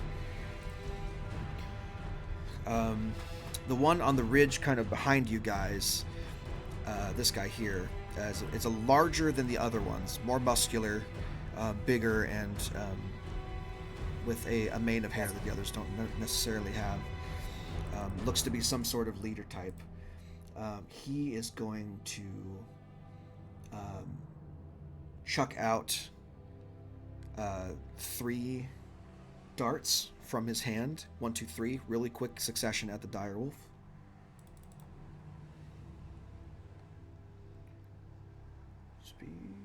Speed normal rolls. Okay. I believe all those hit. 16, 13 misses, 22 hits. Okay. So he only gets sneak attack on one of these, so we're going to call it the top one, because that's the first one that hit. So it's 8 reduced to 4, 8 reduced to 4, 8 total for the first one. And then the second one that hit does 8 reduced to 4 because of rage for that. Okay. That is his turn. Flamar, you're up next. I'm gonna cast a good old fireball. Cool. Give me your fireball radius.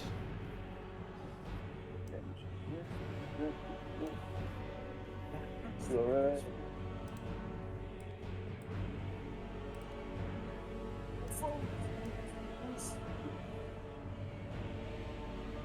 Be the band captain that bandit. Okay. Just so you know, it's not going to get the bandit captain because he's above the bandit there. The elevation matters here. Even though the fire spreads around corners, he's still higher above where it would be. Got it. Okay. What is with the guy in particular? It's just one guy. This guy down here. Hey, that guy? This guy? Sure. If you want to just nuke that one guy in particular, let's nuke that one guy in particular. It's also on a point, not on a space. So change your ruler type to point and then do it. It might make a difference. Yeah, it's slightly bigger. If you did it on the side of the rock, then yeah, I'll say that can get both of those guys. So I'll have them make dex saves. This guy's a little bit higher than normal. The other guys shouldn't be. Let's see, 2 dexterity saving throws. Normal. 17 and 16. Both of us say.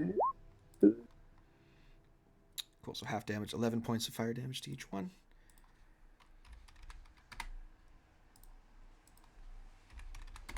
Fantastic. As this massive fireball erupts in the desert, sending a shower of dust and rock down upon the rest of the canyon, scorching the rest of these bandits that are attacking them. I'm done. The one that the direwolf ran up to is up next. He is going to, with his short swords, make 2 attacks.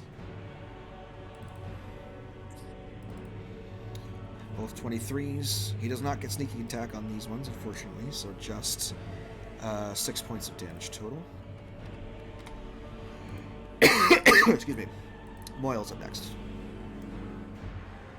All right.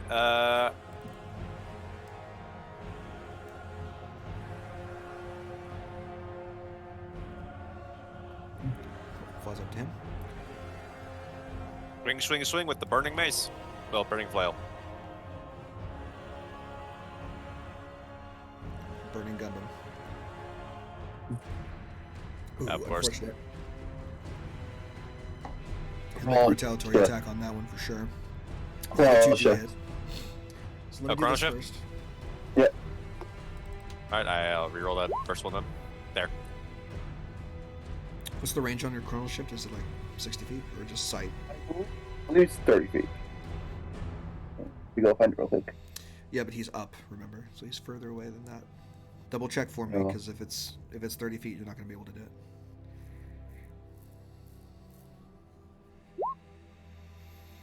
.30 feet. Okay, so no. Unfortunately, that natural one stands. So we're gonna Okay. go ahead and make that. So it's the 19 and the 14 then. Yeah, those ones will hit the 19 and the 24. Okay. So we'll do that. I'll do that in a second. But I'm gonna smack you first with his reaction attack. So 14 to hit. That's a miss. Okay. So a total of 7 and 4 is 11. 5 and 6 is 11. So 22 points of damage to this guy. Dodges the first one, makes a retaliatory strike, but overreaches, and then you manage to get him twice. Fantastic. Next up is 1, 2, 3, 4, 5 is the rest of the bandits. So they're all, I'm just going to have them go all at once, because they're all going to do the same thing. They're just going to open fire with short bows on people. They each get 2 shots, so 4 of them are going to be on Flamora because she shot 2 of the guys with fireballs. So let's do those. Shields. Oh no. 12, 17, 20, and 23. Shield. I mean, hey, that probably eats 2 of those, right? Yeah. Yeah, shield will eat the first 2, but not the second 2.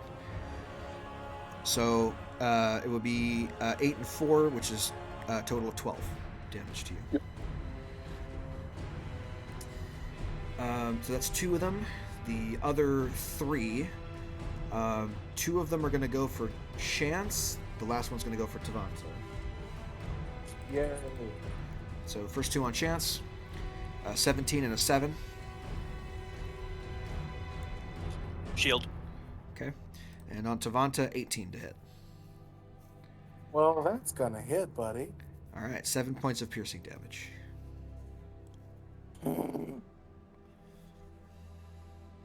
That is all of their turns at once. Chance, you're up next.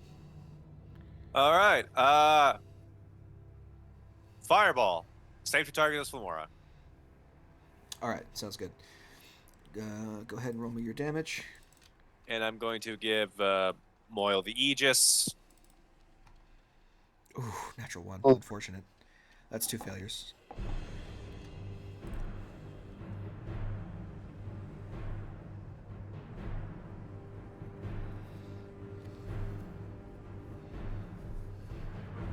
I will reroll those 2 ones. So -2 plus 7, so 30 damage. Sounds good. 30 points of damage kills both of them. They both failed, so they explode in a shower of fire and rock and are scattered to the winds and disappear completely. And after he flings the fireball, he looks at the rest of them and say, "You all made your last mistake." All right. Tavanta, you're up next. Thought that all the much. Say that again, for me, Mr. friend. Robot. I was being a sassy jackass. Give me a second. Okay. Where is Captain? 12 is what? Where's Where- the where- captain? Currently Captain's fighting up here Moyle. with Moyle. Up on the top here.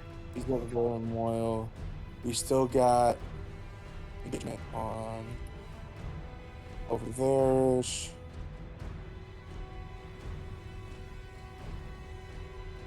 Dire Wolf's handling that one. We just got those ones on the ridge. So first of all, does my owl act on my turn? One more time. You're breaking up a little bit. Does my owl act on my turn? Yes. We'll say your owl acts immediately after you because I don't want it to roll initiative. Okay. It should have rolled Give me the initiative, but I help don't want to action. deal with it at this point. Just make it go after you. We'll call it to me. Can I have it do a help action? Sure. Bonus action, starry form archer. Gonna go for fella down here. Cool. Advantage on your attack. Do that. Using your magical owl as a focus, it's just going to shoot an eye beam out of it, I guess. It just Laser like owl. a beam of. Yes. You don't worry about it, okay? Well, big money, no whammies. 13. 13, unfortunately, is not enough. Just misses. You gotta be kidding me. You simply must be. All right, then main action. I'm gonna, since that side is kind of being dealt with, I'm gonna put up a wind wall facing the remaining 3 over here. That way they can't rain down arrows on us. Okay. I will give you the specifics of wind wall in a second. See if I have any kind of token for wands. Sure, I have this one, I guess. 50 feet long, 15 feet high, and 1 foot thick.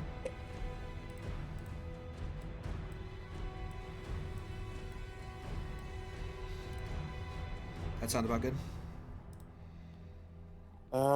Let me take another. It's up to, so you can make it shorter if you want to. Or you can make it longer, I suppose. Currently it is I want it 5, 10, 15, 20, 25, 30, 35, 35, 40 feet long if I do this. Can we extend it out a bit more this way? Like to where it's like a little shield. Yeah. That'll get you 50 feet. Thank you. That'll do. Do this drawing. Let me snap it to the corners here.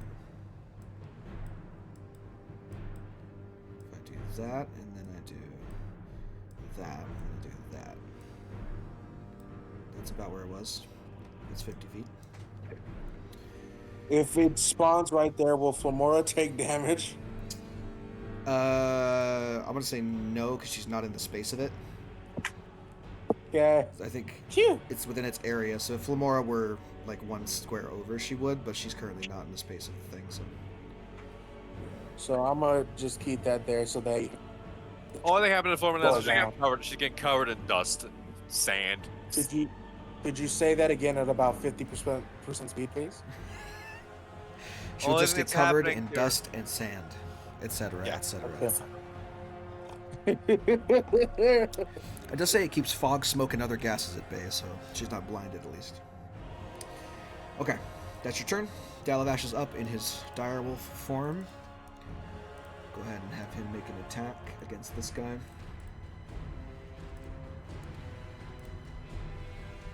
I 18 like will hit. the 11 walls, points of though. piercing. And so needs to make a strength save. Avoid being knocked prone. Does not. He is now prone on the ground over here. There you go. Look at me, I'm the captain now. Raises up his claws in front of Moyle and says, Radakdash, Rian Kodesh Maktai. And then his claws, the tips of them begin to glow. It sounds bad, but they glow black. It's antithesis of whatever. But they give off this like a dark black energy, and he reaches out for Moyle. I'm gonna need him to make me a wisdom saving throw, I believe. Alright, is this an enchantment? Hold on. Sorry, charisma saving throw against banishment. Oh. Oh no! Oh, that's gonna be bad. Can I wheel? What's your I range on get your to wheel? add. I'm gonna look that up right now as we speak. Cosmic Omen. 30 feet. Okay. I think you're just out of range of Moyle, unfortunately, for this. Because he flew all the way up that cliff. I think Flamora could counterspell if she so desired. Yeah, She has counterspell 60 feet. Yeah, I'll do a 4th level counter spell. Okay. Yep. All right. So as he reaches out for Moyle to attempt to banish him, Flamora, recognizing the spell from behind, thrusts out her arm and wrenches the magic away from him, thus ending the spell. All right. That's his turn for now. Flamora, you're up next. Oh, he also takes the D4 fire damage. Right, because he's in Moyle's thing.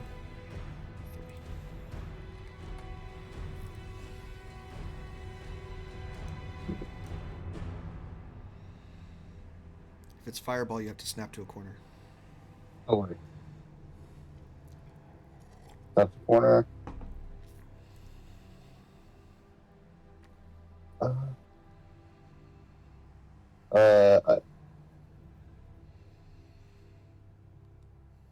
Going fireball again? Yeah. I'm trying to get the angle right.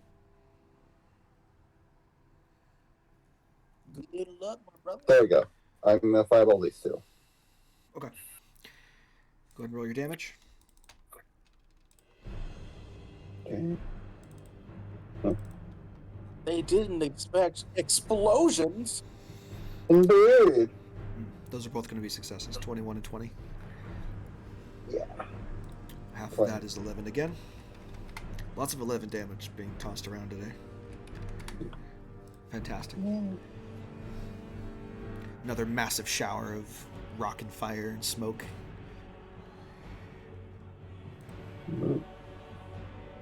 Okay. Next up is the guy who was knocked prone. He's not going to be prone anymore. He's going to continue to fight the direwolf. 2 shots with a short sword. Both hit. 5 reduced to 2. And then 9 reduced to 4. That's his turn. Moyle. All right, a swing. 1, 2, 3.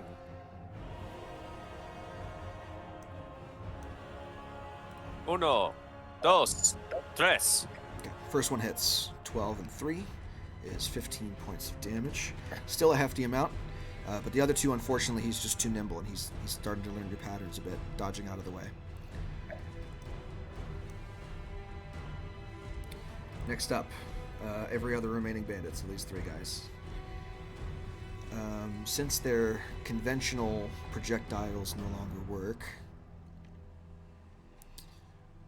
let's see. They can either move around it, move through it, or... Yeah, they could just walk through it. There's nothing preventing them from doing that. Yeah, they take damage, but Yeah. Yeah, they just can't shoot arrows. They don't take damage, no. It's only when the wall appears does the damage get done. Mhm. They could just walk through it normally now at this point. oh, okay. Which is why it's a 3rd level spell. Okay, so this guy's going to actually kind of sprint down the mountain here and end up right there. This guy, 30 feet normally, he can get across, and he will go right there. This guy will also sprint down the mountain and get to about... he'll get to there. Just stand with the wind buffeting his fur and knocking his hat flying across the desert. Let me see. Okay. And they will make their shots. So, 2 on Tavanta. These do get sneak attack if they hit. At least on the first one. Okay, so the 11 misses, I'm assuming, but the natural 20 does hit. Yeah, no, that doesn't hit because of fuck you. So 11 and 5, so 16 points of slashing damage to you. I need you to make me a con save for your spell. Fuck, I'm gonna fail this. DC 10? Barely. Nailed it. You're good. All right. The next one is going to do 2 on Chance, and the one after him is going to do 2 on Flamora.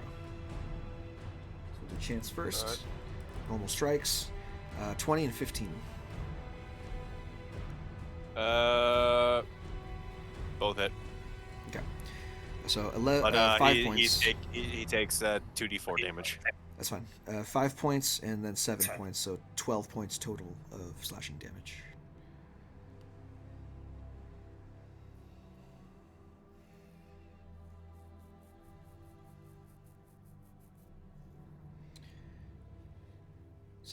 Okay. 7 points of fire. Fantastic. And then Flamora, your two. Okay. 16 and 9 to hit. I'm shield for 9. Yeah, the 19 hits. Okay. So that would be 7 points of slashing damage to you. But All right, and that's their 3 of theirs turn. Chance, you're up next. All right. Stit. Because they were so nice to line up for me. Yes, they were.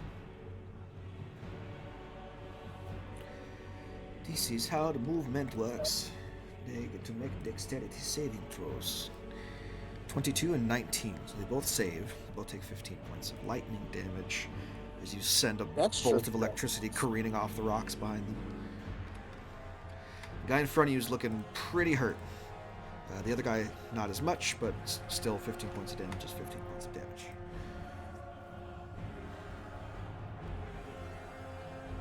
Chance to look at them again and say, you really do not know who you decided to mess with today.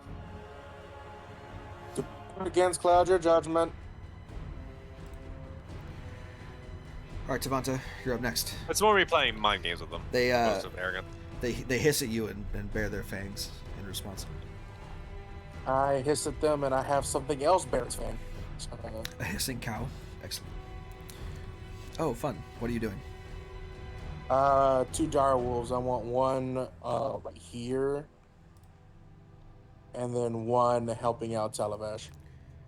You put them where you want them. I'm just going to put them on the board.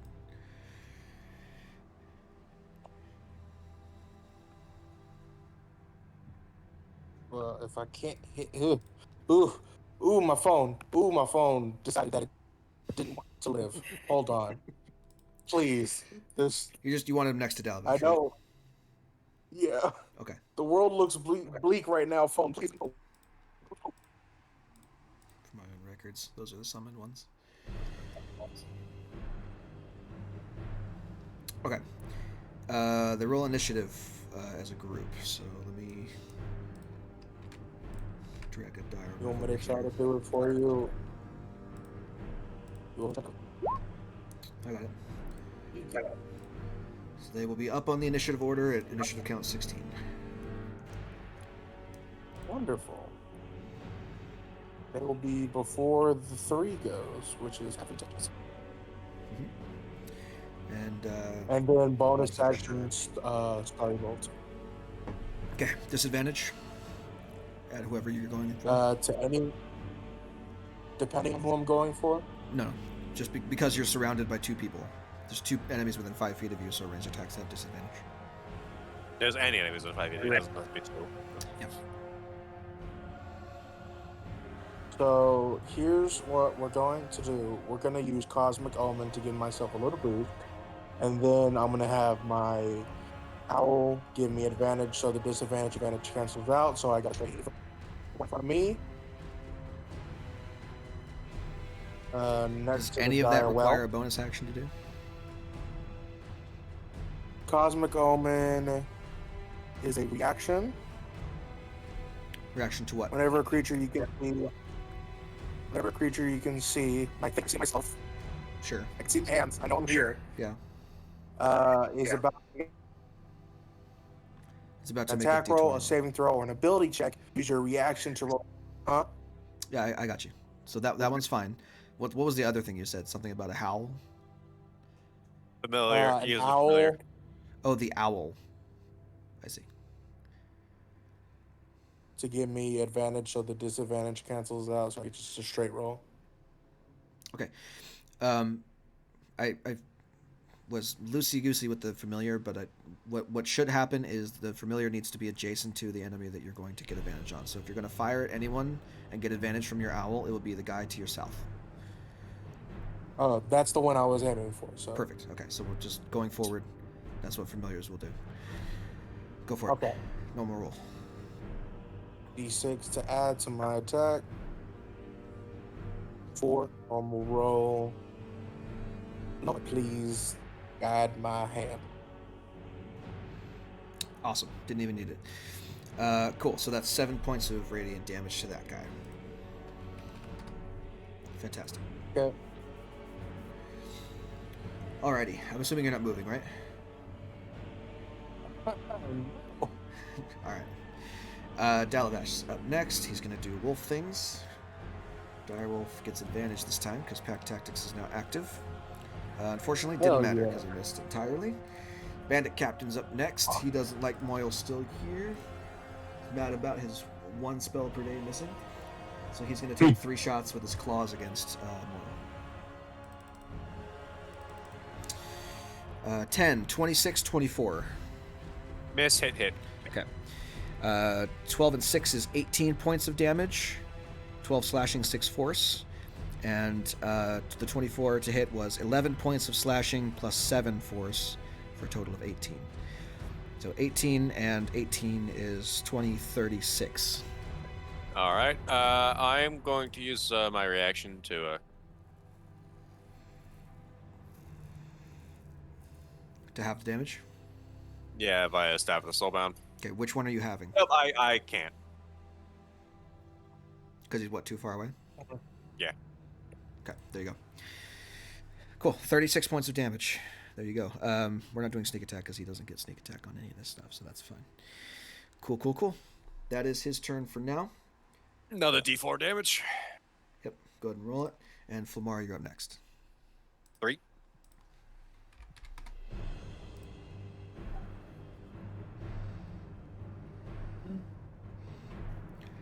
Flamara is surrounded by catboys. Some people are into that. Kinky. Don't say that. Anyways, We don't have to do that. Yeah. No. Stop. No. Never do that. never, Do that again. Stop. never do that Stop. again. Cease.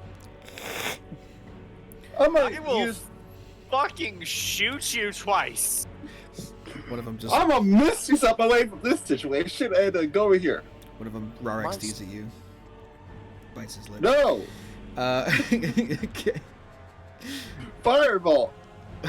Fire This what? guy, fireball, Fireball? bolt. Okay. I was going to say, you can't do fireball. Go ahead. Roll it. I mean, she can't do fireball. Just. Not after Misty Steps, you can't. Oh. And Yeah, that'll do it. That's a lot of fire damage, but he only had 7 HP left, so he's just eradicated off the face of the earth. And another furry dies. The world is a better place for it. Look, man. We're all degenerates. I mean, yeah, I'm mostly meaning. Yeah. Alright, anything else you're doing, Flamora? flying up 30 feet. Okay. Put your markers on yourself. Next up is Le Bandit next to dire wolves and stuff. He's going to move this way a little bit. Another one bites the dust. Another one bites.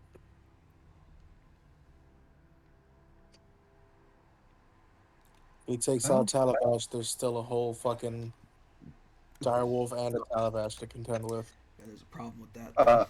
How do I add numbers again? You click on and add the dots, and then you mouse over whatever dot it is and put the number on it using your number pad or your keyboard.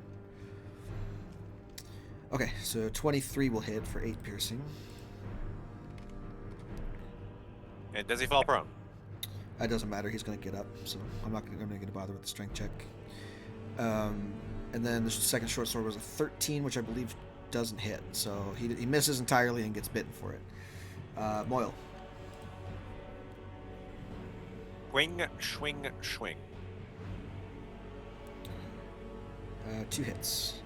12 and 2 is 14, and 7. 21. Yeah, he's not looking good at all. You guys have almost the same hit points now.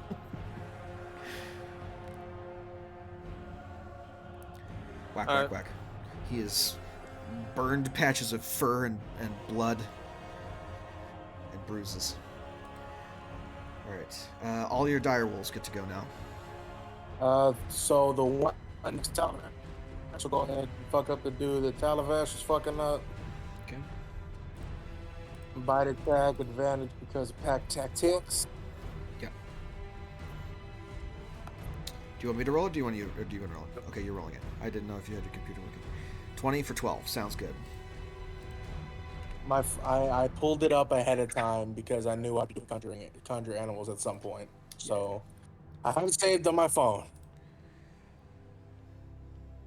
Hello. So 12 piercing. Oh, there it goes. Strength check. And not prone. There you go. Not prone. That's unfortunate. I wish that would turn out differently. Then let's do the one in front of me because obviously. Aren't you?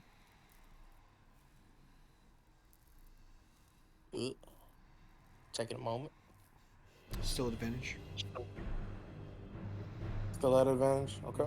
Pack Tactics is still active here. Another 11. What is with the 11s today, guys? Come on. I'm sorry, man. Alright.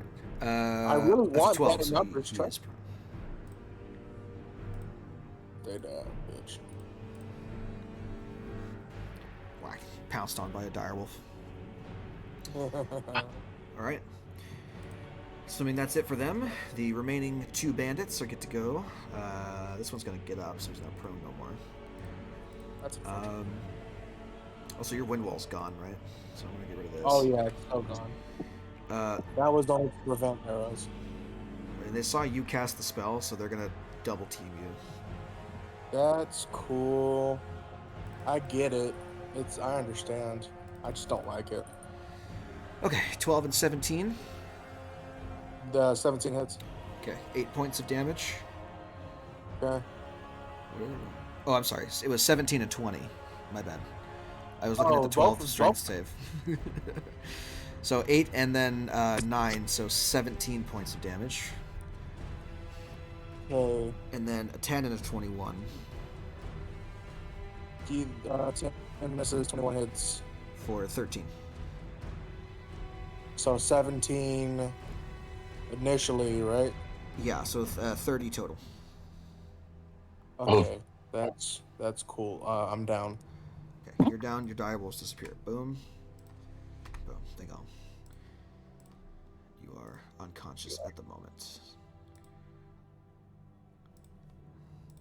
No longer concentrating. That's their turn. That's all they can do. Chance, you're up.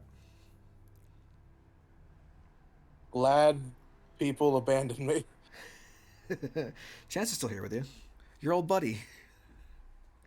Yeah.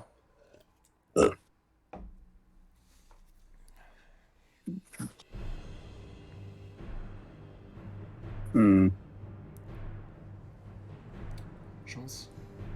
I'm thinking. Hold on.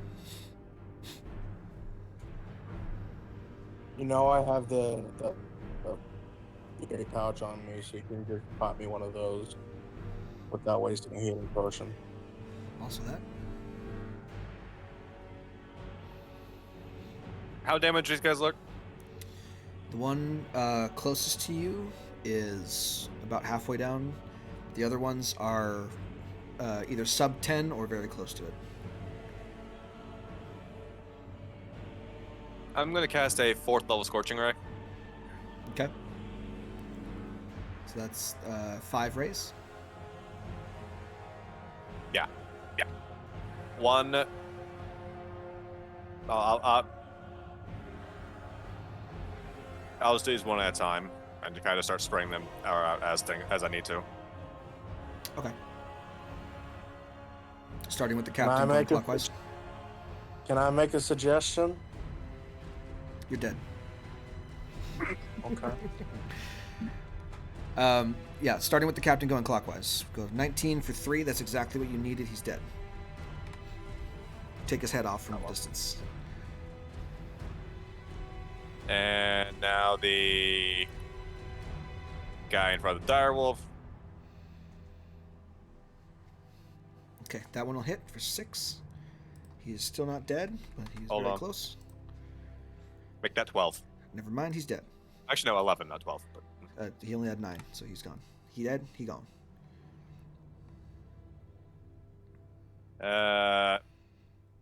This guy. Which this was the guy that was more wounded than that guy, right? Yes.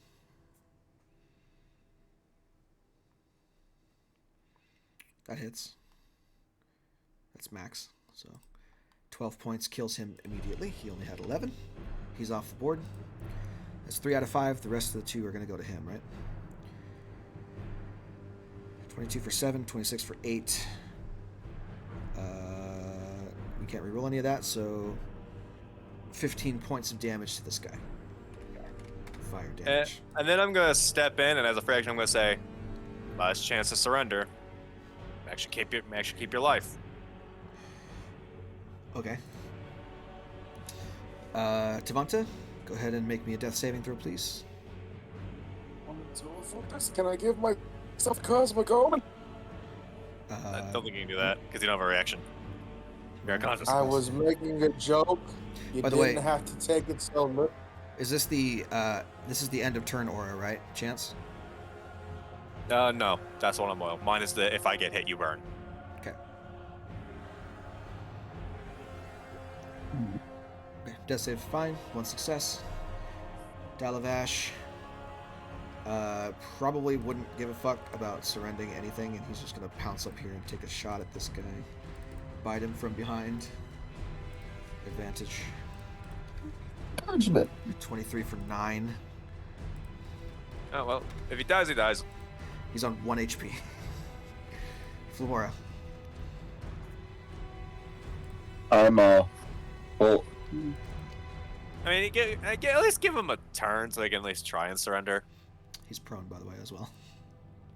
I'm hold my action with a firebolt ready to go off if he doesn't surrender. Okay. Moyle.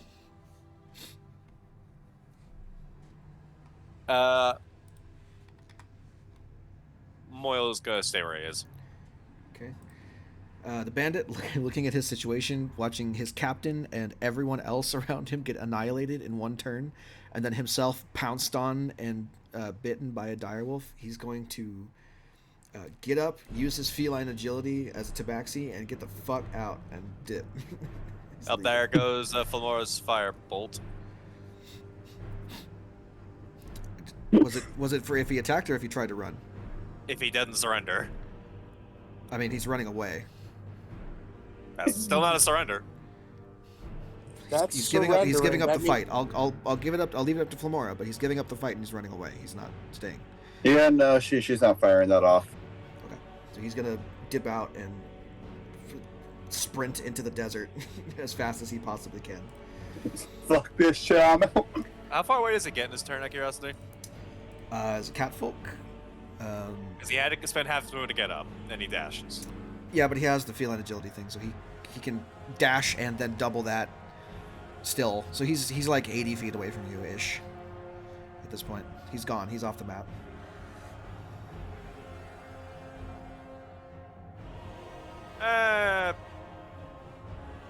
I would rather him not coming back with friends, so suck. Okay, so watching him sprint into the desert, when he's barely bigger than your thumb, you from a distance pump off a fireball or a firebolt, and watch it sail forward like a gunshot, cracking through the air into his back and out the front of his chest, and he just. With the speed that he was going, the momentum he was carrying, he flies forward face first into the ash, the ashen sand, and just skids to a stop. He surrendered. About 100 feet away from you. Oh, he didn't. He ran away. That's surrendering the. I'm assuming now That's that a at war some point, cry! I'm assuming now that at some point, someone gets Tavanta up with however Yeah, many hit you points. gotta go give him a good berry.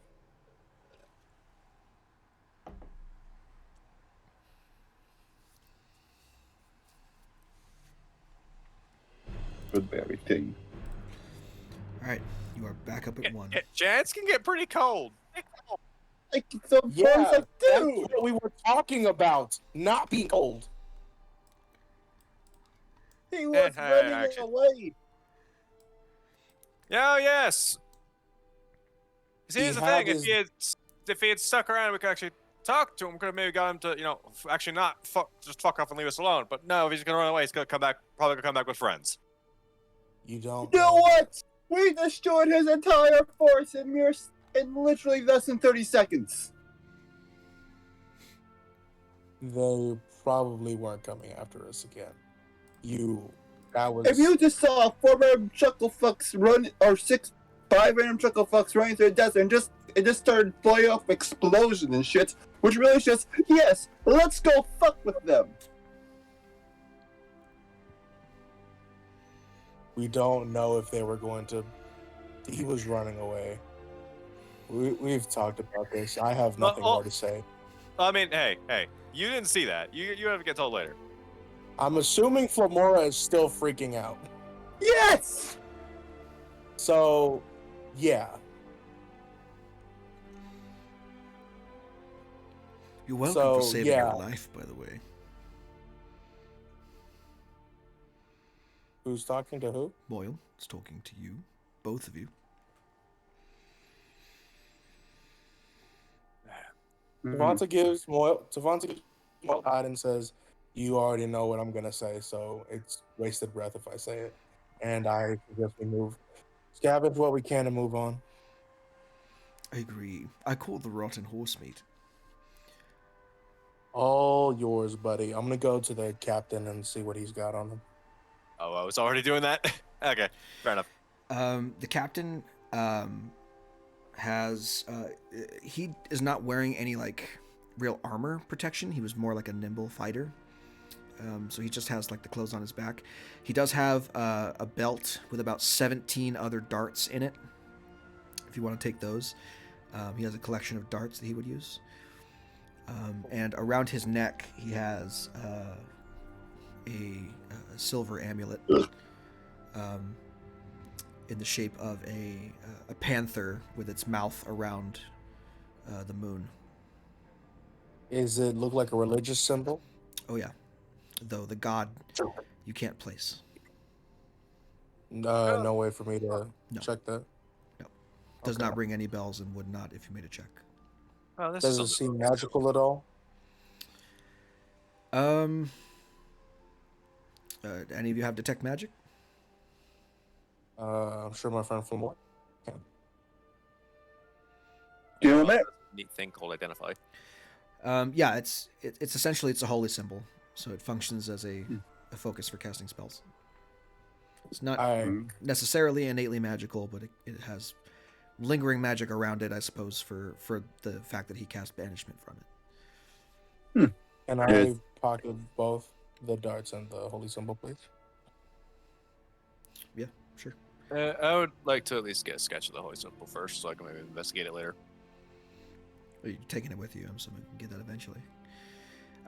The other guys that fought you just now, each of them has a short sword and a short bow on them.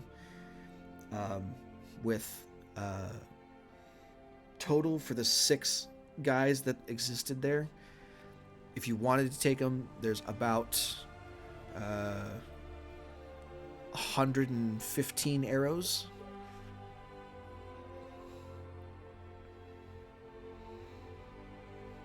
Walden might want some. Yeah. I'll take 25 arrows. Because I realized I have a short bow but no arrows on my item list. So I think you're gonna need that great arrow, so. I'm just gonna check the probably. horses, see if like these was just bait for a trap, or this is also just a previous mark for these bandits. The horses still have their saddles on them. The saddlebags are empty and ransacked. They look like they've been dead for a long time and were shot there. You don't see like a trail of blood or any kind of groove in the sand to denote that they were dragged there, so they were probably killed there and left there. And I'm assuming the arrows that these guys have match the arrows in the horses. Yeah. Yeah, it seems they also managed to victimize some other poor travelers before trying and failing to do so to us. Yeah. This seems Either like some kind of ambush point that they've set up for other people. Because I doubt they did it to their own horses. Waste of horses. The smell probably attracts other beasts too, like scavengers, and they can hunt that as well. Hmm. All right, let's move on. How many darts did you say there were? 17. 17 left. And about 115 arrows, if anyone wants that. And then there are a total of 6 short swords and 6 short bows that you can also collect if you wish. I took 25 of the arrows. Okay.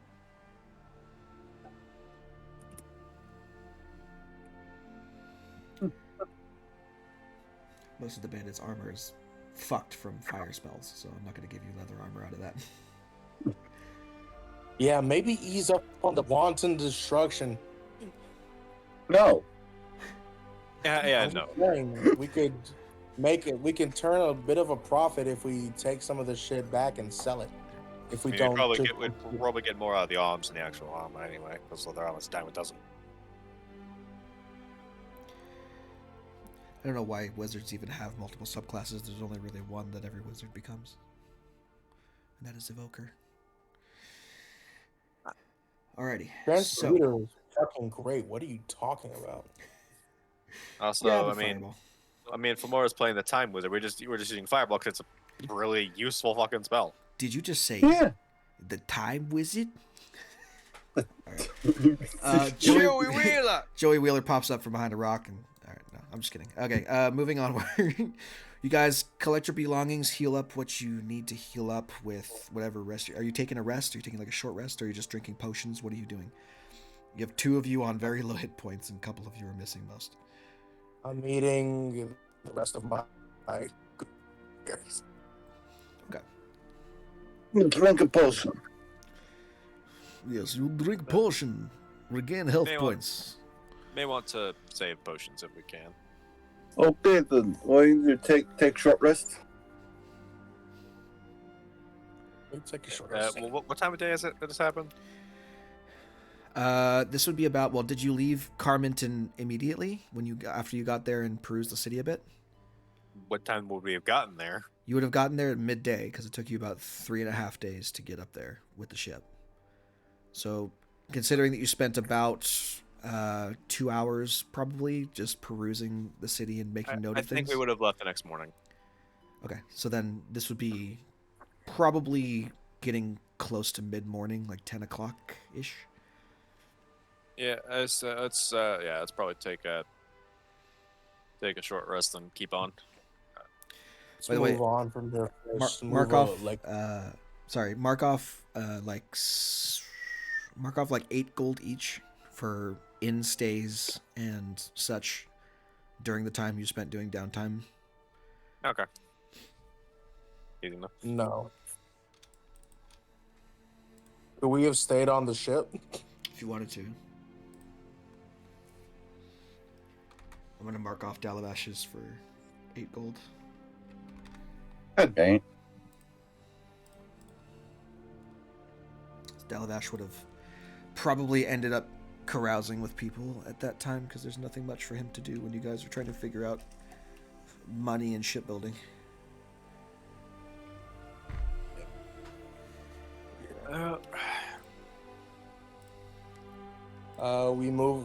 Let's move a couple hours away from this destination and then take the short rest. Yeah, Okay. this is my draw in more. Okay. I assume none of the bands had any coin on them. No, yeah, you could find some coin. Roll me investigation check. Let me see how good you do. Cosmic Omen. I like money. Your luck is in your favor. 25 there. Now, Fantastic. and I imagine Chance has to walk all the way out to that one guy to check him too.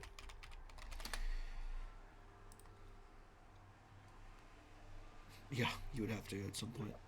We're not doing that. We're not doing that. We're not doing that. Coins only. So if things we encounter in the future have items on them, like scrolls and such, and you fireball them, bye-bye scrolls. Not necessarily. Things that are worn and carried are usually not burned. Yeah. Except for armor, obviously, because it takes damage when you fight. All I remember is that one time we were like, well, you search for coin, you certainly find coin, but it's all melted. Yeah, that was more of a flavor thing. I didn't have loot on them anyway, so I was just like, well, you find a bunch of melted coins. 64 gold total is what you find amongst all the bodies.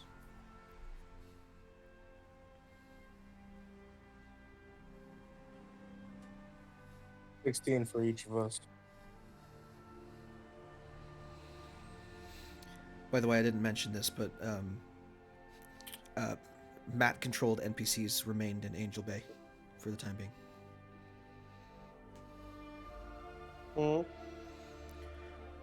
Walton, the Rabbit Man, and Tanya would stay in Angel Bay because they have stuff to do. And Walton wants to explore the city, I guess. I would have asked Conley to make sure he doesn't. Die. Yeah, it doesn't die exactly. It was 8 gold. How much gold apiece? It was. You got 64 total out of them. 64 total, split amongst the 4 of you. It's 16 gold each.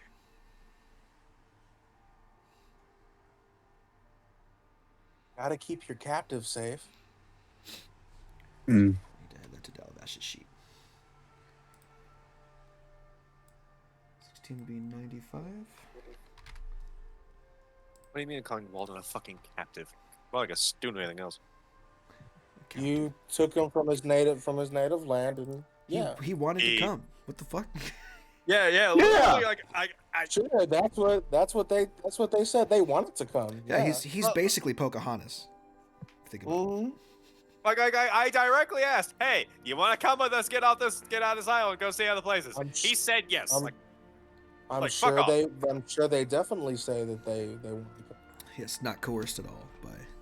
Not I will coerced. shoot your kneecap. You make a lot of threats, and I want to die. Come over, bitch. That's a mood right there. That's a mood. Yeah. It's a bad mood. That got a little real there for a second. Anyway, so self-harm jokes aside, so you guys continue moving on. Take a short rest. Do your thing with the short rest. Regain what hit points you can. Update it on your sheet and let me know when you're done. Actually, when you're done, whoever's done first, roll me another D100. Ooh, I'm done. How am I gonna kill us today? Moyle, you're a bit wounded. Don't, and we're not at the point where we can actually heal you. I'll summon you back. I'll summon you back later. Oh my god. Sweet release.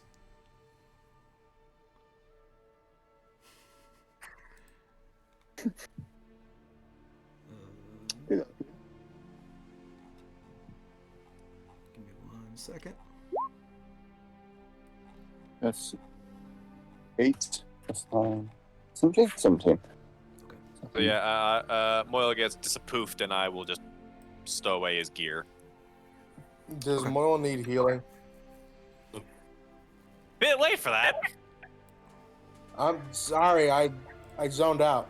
He was on like 2 HP, and now he's gone. So. there you Wait, go. why is he gone? Chance just missed him. And Boyle melts into black sludge and seeps into the ground. Leaves this dark, gross, ashy, disgusting mud pile where he was. Well, Did you ask me for healing and I didn't hear you? no, I didn't ask. 'Cause I figured Tavantes was a bit peeved with Chance, and Chance didn't want to fuck with that. I've been pissed at you for a long time, and I've always healed. So I think Chance just wants to use another summoning spell other than Moil. yeah, You're not wrong. Considering that you bought rubies earlier. I Okay. bought. I summon more than Chance does actually. Chance is. You're Chance, not wrong. Chance will take out a vial of blood and 2 rubies, and chanting an infernal. 2 tiefling warriors made of blood rise out, and I will sacrifice hit dice. Okay. So you have summoned 2 empowered blood warriors to your side. How long do those last? One. Uh, Well, actually, when they you don't last empower one. it, They last until they're dispelled. yeah, or when you destroyed. empower it, they're just permanent until they die.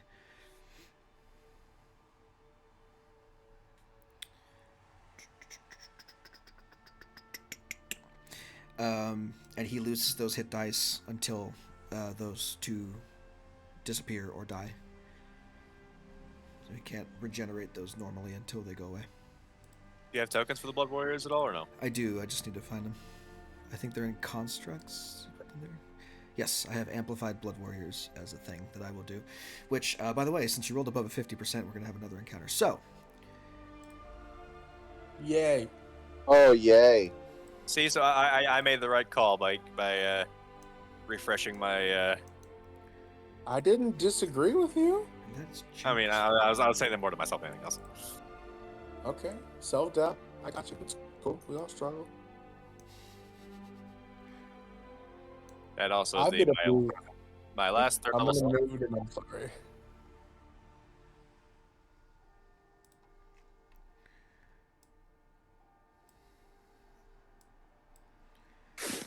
Mora, Devonta,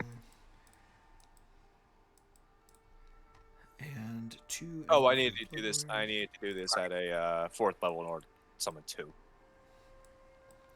Up to you whether you want to spend that slot or not. I don't know if you have another slot. I will. It's just instead of a 3rd, it's a 4th. I haven't cast a 4th level spell yet today. You cast the 4th level Scorching Ray. Oh yeah, shit, you're right. Yeah, it would just be I guess a single blood warrior.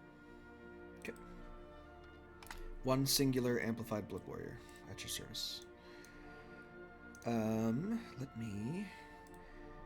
Since you have this spell, you should have the stat block for them. Let me give you that real quick. Give me a second.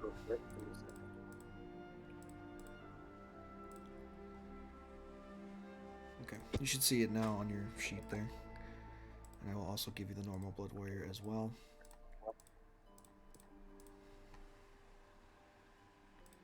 Fantastic. Okay, so taking a cue from last time, you guys are following alongside the road this time, a little bit elevated above it, because you don't want to get caught in a canyon again. So I'll go put you guys right there.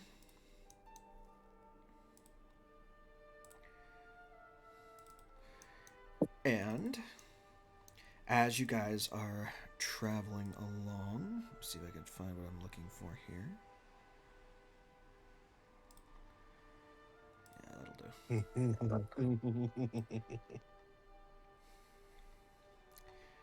As you guys are traveling along and walking down the road, all of a sudden, in front of you and behind you, the sand begins to shift and vibrate, and a pair of massive ass scorpions pop out of the desert sand and attack you both. And I will need everyone to roll me initiative, please. I bet I'm gonna roll really high. And because I'm actually holding Moyle's shield, I actually get advantage of my initiative this time. Yeah. There could be no other end. That's the line from the Dramera Lords that I use to summons. I clicked on my token. Fucking okay. Beautiful. There, 15. It should be a 15, not 19. Unless you're gonna do the thing where you take the first valid one. first valid roll is the roll that wins. Let's see, the Blood Warriors initiative. Slow boy. Go before them. Excuse me. Alrighty. Chance, you are up first. A massive-ass scorpion pops up from behind you. Your Blood Warrior is spinning around to defend you from harm. What do you do? Okay, I am.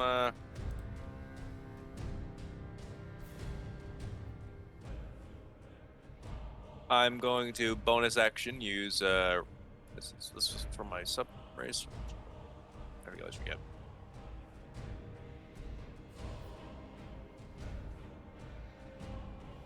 I'm going to use my Legacy of Evidence to cast Branding Smite. Go for it. And then I'm going to bonk with my staff. Off you go. Let's see if you hit. Hello. Nice. Okay, cool. So that's 15 points of damage split between Radiant and Bludgeoning. Yep. And to pop branding in the chat. Oh no, it can't become invisible. Unfortunate. It was that or Searing Smite. I that's kind of toss up. I mean, hey, fair enough. Is that your turn? Action bonus. Yep. Cool. Flamar, you're up next. I'll fly up 30 feet. Do your thing. Yep. Thank you. And then I'm gonna cast the second level Scorching Ray. So I'll do that first. Oh, the Blood Warriors only make one attack. Yep. Interesting. It's because you can summon a lot of them at once if you spin this. Yeah, no, that makes sense. Like I'm not talking shit. Just noting it. Yeah, You could have your own small contingent, like at 9th level. That's cool. pretty much, yeah. And you can make them permanent if you spend your hit dice. 21, 17, 20, all hit. Which one are you targeting? The one in front of Chance. All three? Yep. Okay. 15 and 3 is 18 points of damage. Mm-hmm. 3 scorching rays glancing off its desert brown carapace. Put your baubles on yourself so I know you're 30 feet. Mm. Dalavash is up next. He does Dalavash things. Put him over here. He doesn't really have room to turn into a direwolf without pushing you guys off the cliff. So I'm going to have him do something else. What is this thing? Oh, he can't swim. Let's see. It's got to be some kind of thing that he could turn into. You know what? Because it's a meme, I'm going to turn him into a camel. Giant camel. Yeah, there's a camel stat block. So he turns into a raging camel. Have you already adjusted the Blood Warrior stuff to fit my stats, or do I need to do any like mucking about on back end? You might need to. Let's see, the Amplified Blood Warrior. Is it normal? Like, what's its base attack amount? Is it like plus to a hit? I don't know what the ping the spell for me, and I'll read it to you. Well, I was more asking like, doesn't have the stat line. But... Right.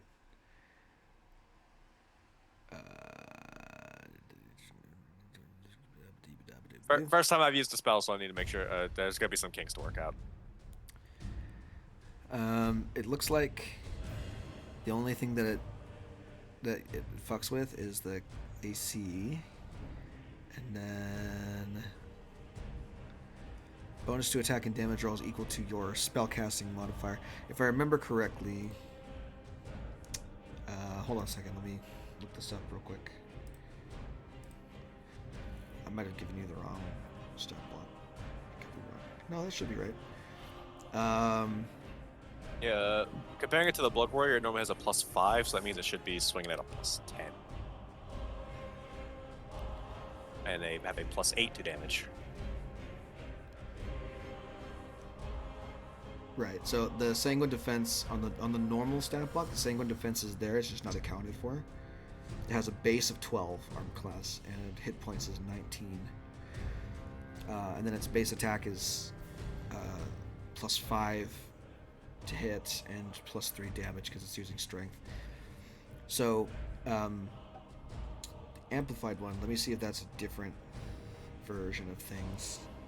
Oh yeah, I should probably undo my edits then, because I was just editing to fit Yeah. my sheet properly. You just gotta kind of keep it in mind because I don't have one that's tailored to you quite yet. Yeah, Because this one I don't know if I remembered, if I just forgot that you took the spell or I didn't know in the first place. Either way, but just keep in mind what their stats are. You can change the values on the token to reflect things that you need to reflect. Yeah, because let's see, it has the Blood Warrior gets a bonus to HP equal to the max of the hit dice result. Yeah. So you can change its HP on the token, and it won't affect the stat block default. All right. Sorry for the hold up, guys. That's it's a finagly spell. I haven't figured out a way to do it cleanly yet. We'll figure it out later. The giant scorpion's up next. The first one in front of Tavanta. He's got 3 attacks, so he's going to attempt to claw the camel and sting Tavanta. So Why sting me? Because you're right in front of him. That seems personal. 7 and a 23. Well, the 23 does hit the camel, unfortunately. The 7 remarkably does not hit the camel. So 6 points of bludgeoning damage to the camel, reduced to 3 because he's raging. And he is grappled, escape DC 12. So let me put a net on him to show that he is in fact grappled by a scorpion. Okay. Wait, no, I think 35 is right, because I don't know, whatever it is. And then the sting comes out for Tavanta. No. 18 to hit. No. Doesn't hit. 18. No, it does. I'm just mad. 3 points of piercing. And make me a con DC save. 12. Oh. Great. Ooh. Coral shift. Roll it again. Take your better result. Hopefully. Wow. Oh. Okay. oh, All right. It was meant to be. Wow. I tried. Whoa, Jesus.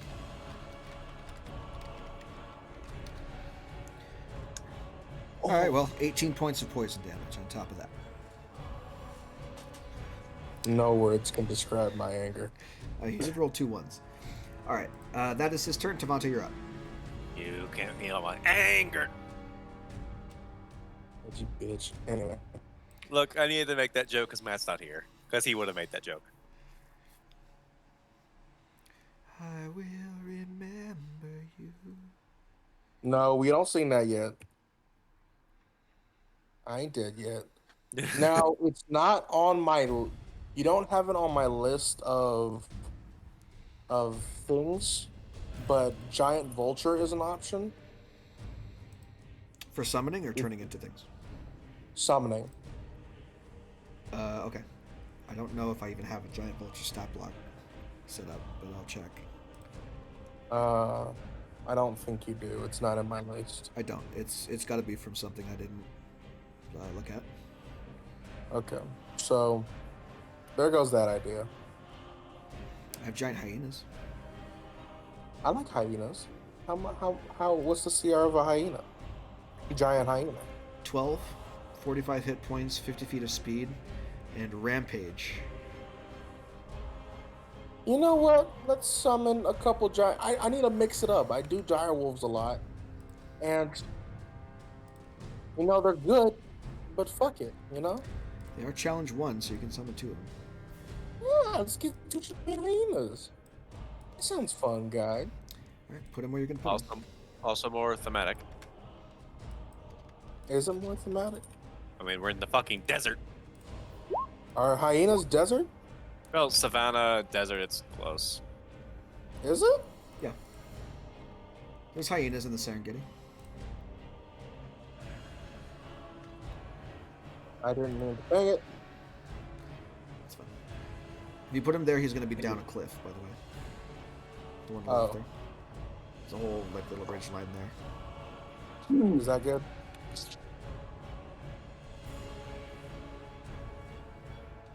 Alright, then I guess I roll initiative for him. I did that for you. You're good.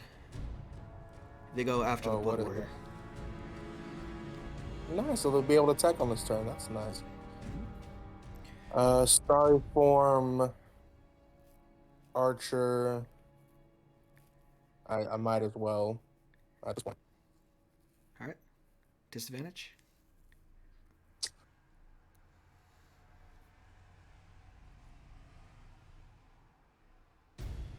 Unfortunate. Natural one, hit me. Yeah. It's gonna claw you. Try and grapple you. 18 to hit. 6 points of That bludgeoning. hits. Down to 20 hit points. And you are grappled. And since it's am I grappled? Yes. Can I? What's the? How do I escape? Does that take an action? Yeah, typically. Or you can I like was teleport gonna- or something. No, I'll stay there because I have to. Cool. That's your turn, I believe. You don't have any movement anymore. Blood Warrior. Wait, didn't it already have the camel claw? It has 2 claws, my friend. Oh, that is true. That is how animals work. That's how this particular scorpion works, at least.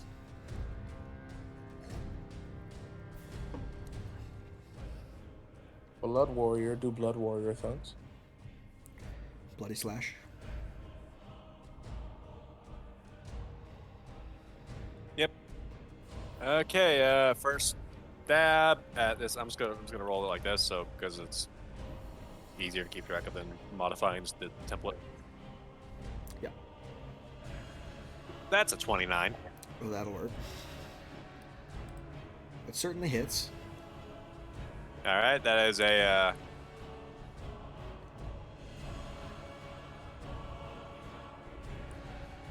11 damage. Nice.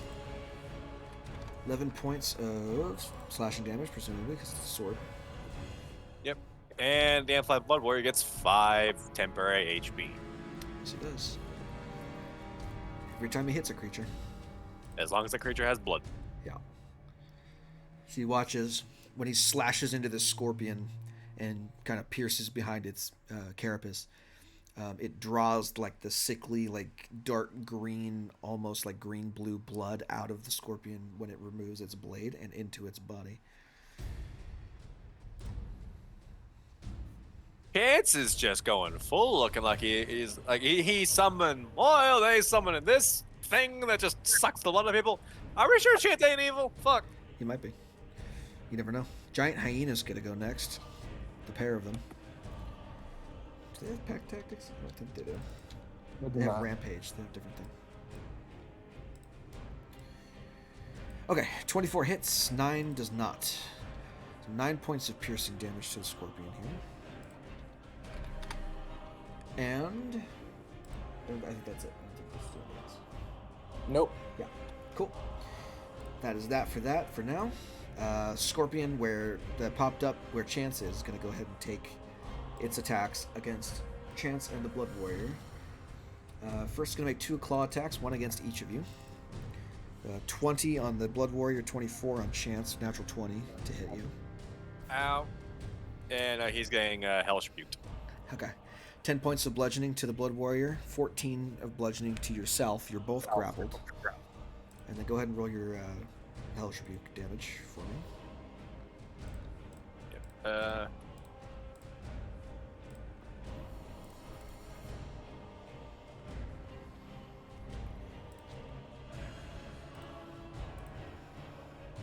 At second level.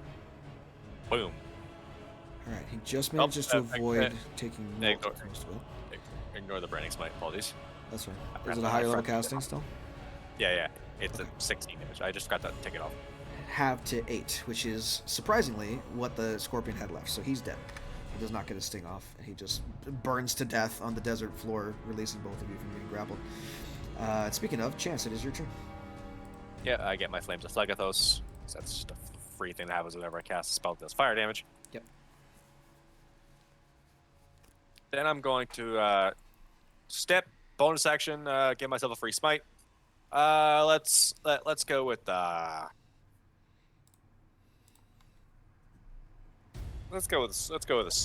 a wrath, a searing smite. Yeah. What flavor of gummy bear would you want? All right, go ahead for it. Cherry. They're cherry gummy bears? I don't know. I just heard flavor. I didn't hear gummy bear. I mean, I would think so. The red's got to be something. I thought it was like strawberry, though. Maybe watermelon? No, that would be pink. I need to edit this because this is wrong. I think I liked strawberry recently. I used to abhor strawberry as a kid. Because due to the racial trait, I cast it at 2nd level. Le Bonk. I believe the 14 misses. Unfortunately. Just misses. AC of 15. So you get to hold on to concentration for that for now. Where is the timer? There it is. And Flamora's up next. I didn't make a con save for that strike. Which strike? I might have done a Okay, fuck yeah. and may need to take back both of those. For the claw? Yeah. The claw doesn't have poison on it. Okay. That was no, because of the summon. And I had to check to make sure, because glad I caught that, because I almost fucked myself. But thankfully, because I sacrificed that dice to that thing, I can cast concentration spells. That was Yeah, that's part of it. It removes the concentration requirement if you amplify it. And the claw does not have poison related to it, so unless you're concentrating on a spell, Tavanta, I don't think you need to make a con save, so you should be fine. I have two Oh, for hyenas. those. Oh, for those. Oh, well, that's unfortunate then. Yeah, that is. I'm gonna cast a fireball. That's real bad. Go for it. Bolt or ball? Bolt. Bolt. I see. 23. 18 points of fire damage. That'll certainly do a good chunk. To the scorpion. Damn. In turn? Roll me an intimidation check for me, please. Hold on.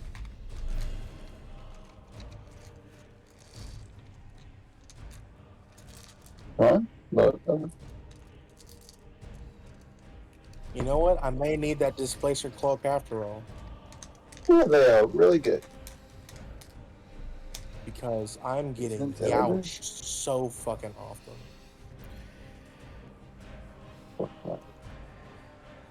Okay. Intonation. Some. Sounds good. What? Balabash. As Camel. As a standard ass angry camel. It's going to take a bite on the scorpion. 12. Great. 12 misses. Doesn't do anything to the scorpion, unfortunately. But on the scorpion's turn, it's like, fuck this. There's a lot of fire around me. And even with a 7, it rolled a -3. So to not be off. Yeah, to not be completely intimidated. So it lets go of both of the grapples, and it's going to attempt to flee backwards. So that procs opportunity attacks from the 3 of you if you want to take them. Sure. I have things I can hit it with. 23. God. I gotta reroll those to d6 of experience damage. Oh, shit. The camel No. hits with an 18. All right, so that my damage was 8 plus 7, so. Okay. So 8 plus 7 would be 15 again on yours.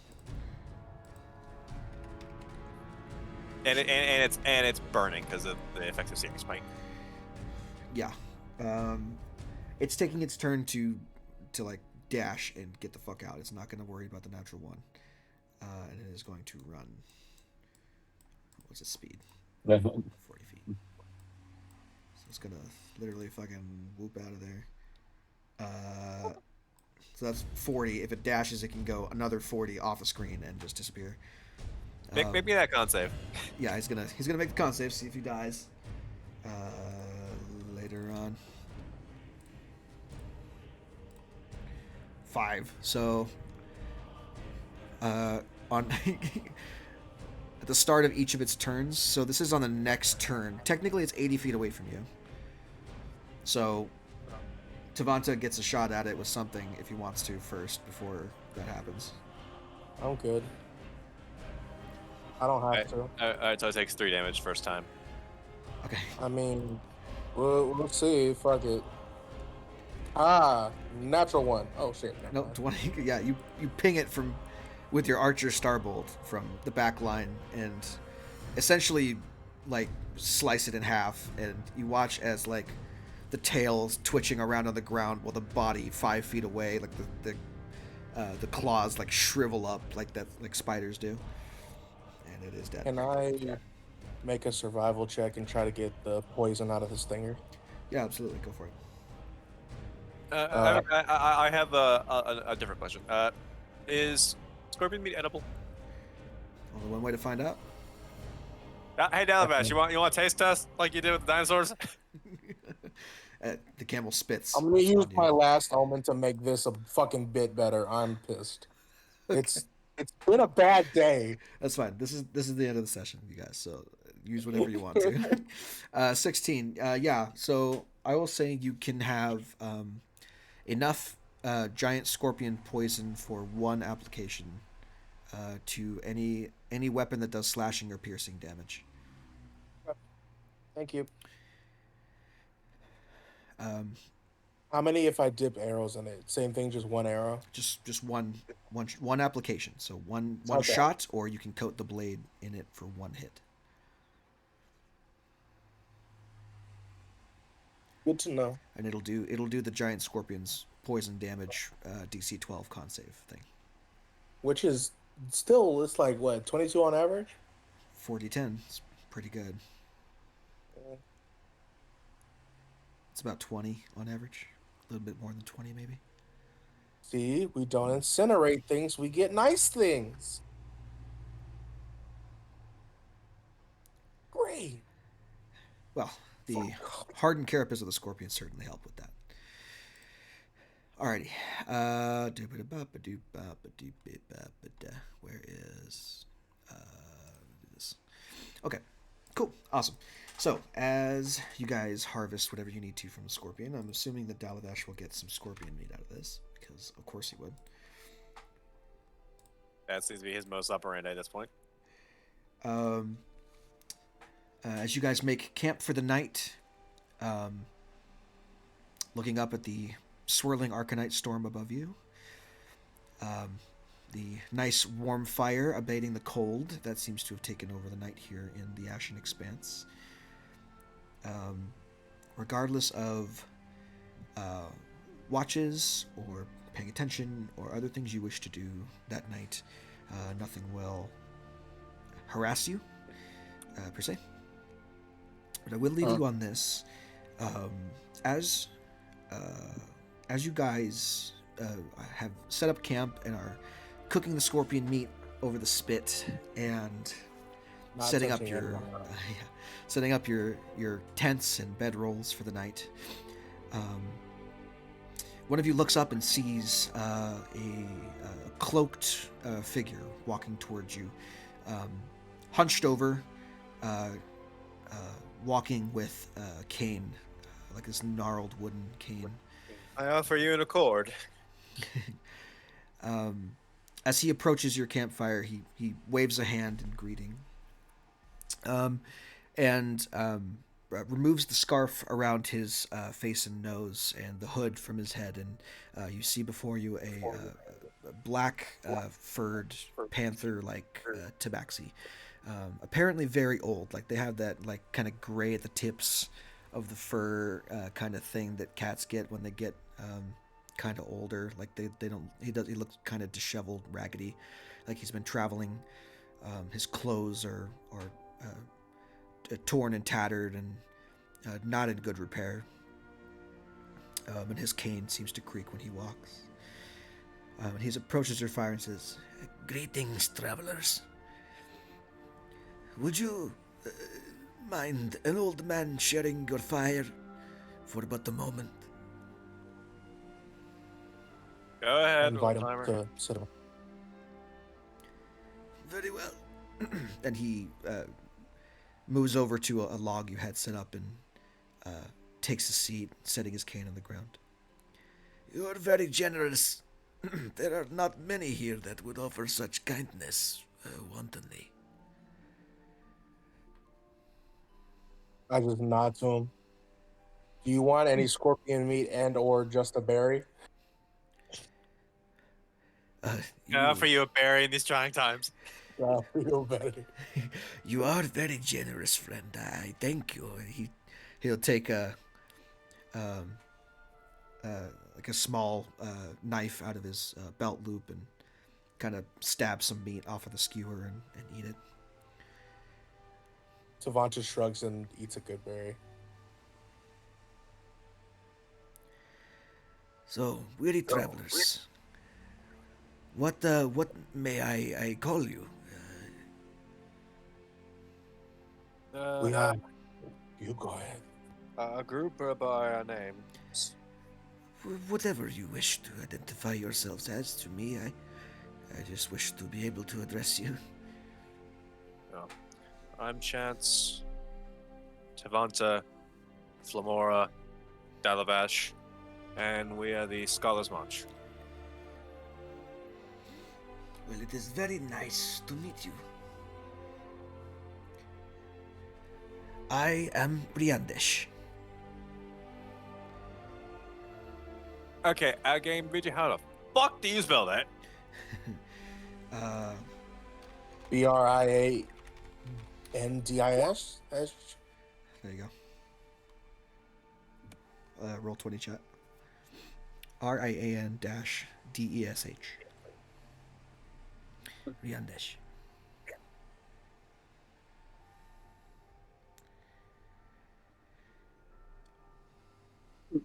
Well, nice to meet you.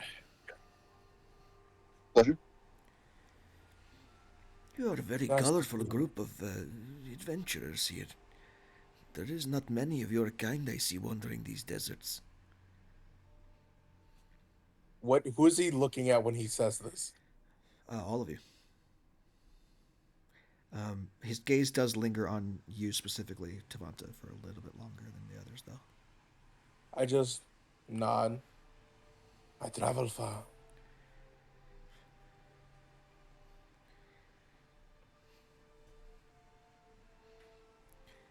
Well, I would love to hear your story. I am a bit of a storyteller myself. You would not believe our stories if we tried to tell you. Oh, well, that is why it is a story. To be embellished, no? I will tell you one myself if you will tell me one in return.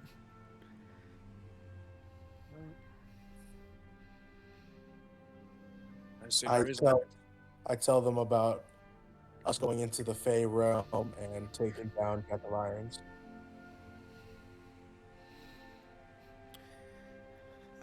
He looks at you, enthralled by this story the entire time, nodding occasionally as he's paying attention, but not really blinking, never taking his eyes off of you the entire time.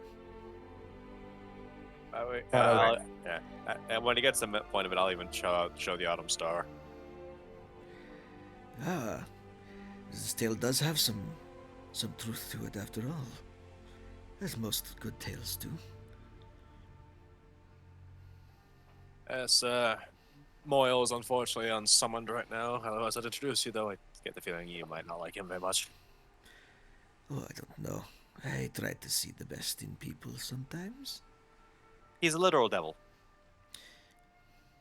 You don't have to make him look bad.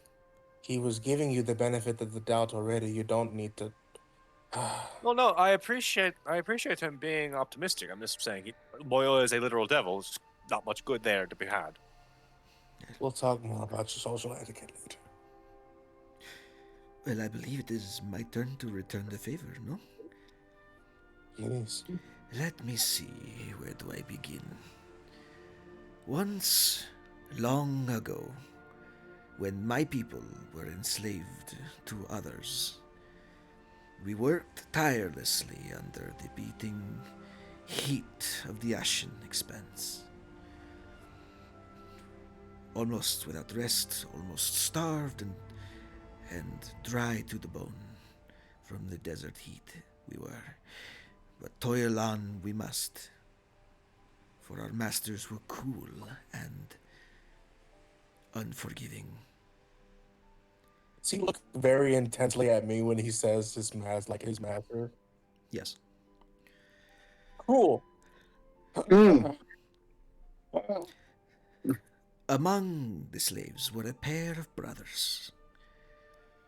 The two were inseparable, though one was strong of body and proud of heart. The other was sickly and weak and was targeted by the master's cruel eye more often than not.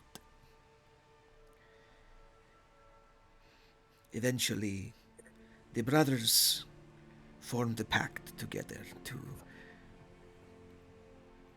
save themselves and their family from the oppression they faced. And so they began a great campaign. The older brother grew into a powerful and strong warrior, a leader for their people, and his younger sibling followed, ever in his shadow. The older brother grew to be vain in his victory, however, and began to ignore his younger sibling for a time.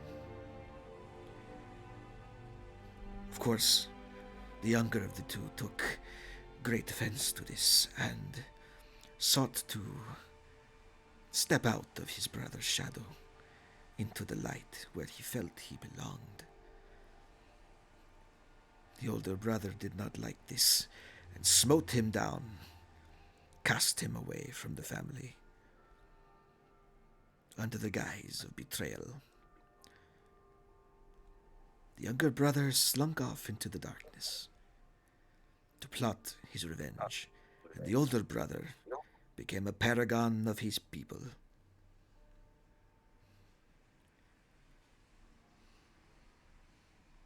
This is the tale of my people.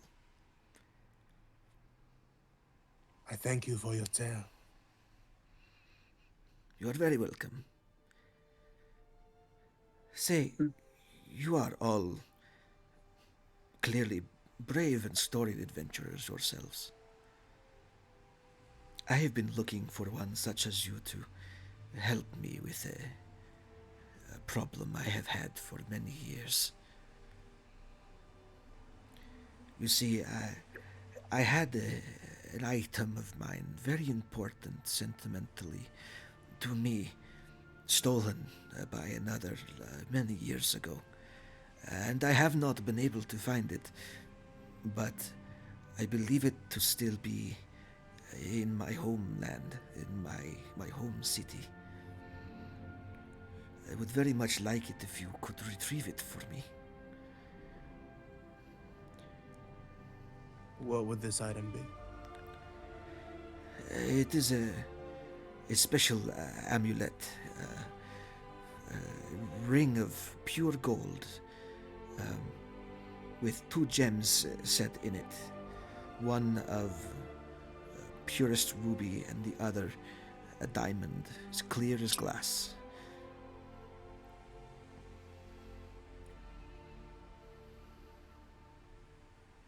I don't have much. I don't have much to assure you that I can pay, but I can grant you some of my belongings in return, something of great wealth to you if you wish to help me in my journey to find my lost items. I'm me- sure that won't be necessary, sir. I have an idea what you can pay us with. Not with anything material. I'd like to hear No more of your contracts. stories. About to say no contracts. No contract. I'd No like to hear contracts. more. I would like to hear more of your Nice. stories of this land. You are I very generous and gracious indeed, newfound friends. To ask simply for an old storyteller to do what he does best. His payment is more than I could ever hope for. And he flashes a toothy grin at you. He says, Might I ask, who took your item from you? He was a brutish thief. Very tall and imposing, much more than what I could deal with by myself in my frail state, such as it were. He took it from me long ago, many, many years, but I believe him to still be in my home city of Shije. Shije, for those of you spelling things. That is quite a name. Can I hold out a map to Arival to him and point to where it is, and ask him to point to where it is, his village? Yes, he traces a clawed finger across the paper and points at one particular spot, one that is familiar to you because you've already marked it. Oh, The point in the desert where your key is leading you currently. oh, Great. that is. I can't. Savanta would not be able to hold the surprise from forming across his face. That is coincidental. So it would seem. Perhaps the fates have decreed our paths would cross. Perhaps it would be great to have you along for the night.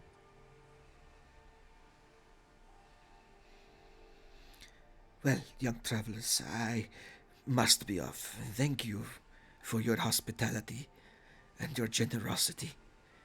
Where Oh, might where- we find you? Where to may we deliver? find you? Oh, I don't walk very fast, but I will make my way back to Shije and meet you there when the job is done. You know when the job is done? Well, brave young adventurers like yourselves, surely this won't take very long. I am old and I travel slow. You have plenty of time. I give a polite nod and wish him well. He gets up with the help of his cane and begins his hobbled gait off into the darkness, away from your camp. well, once he's gone, I will actually start writing down. I'll actually write down the Taylor told us in my notebook. Sure. I'm writing down other things.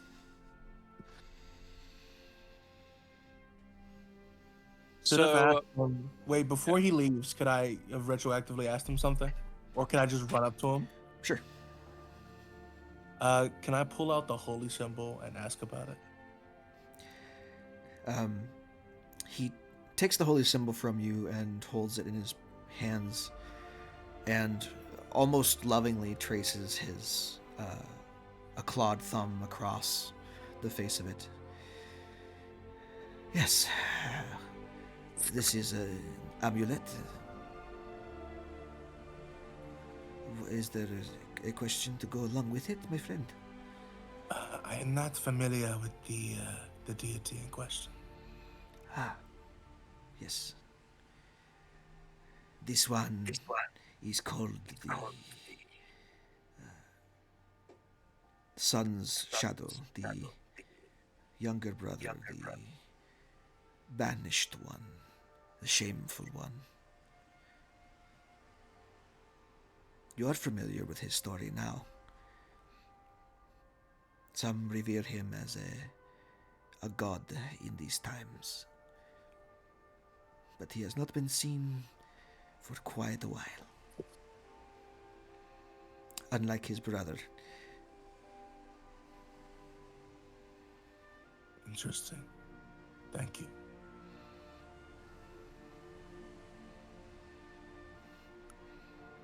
Does it look like he wants to keep the amulet, or is he gonna hand it back? He takes one last look at the amulet and he hands it back to you and says, "Keep it close to your heart. Perhaps the moon shadow will find you one day." Gonna pointedly in front of him, put it around my neck and wear it. Okay.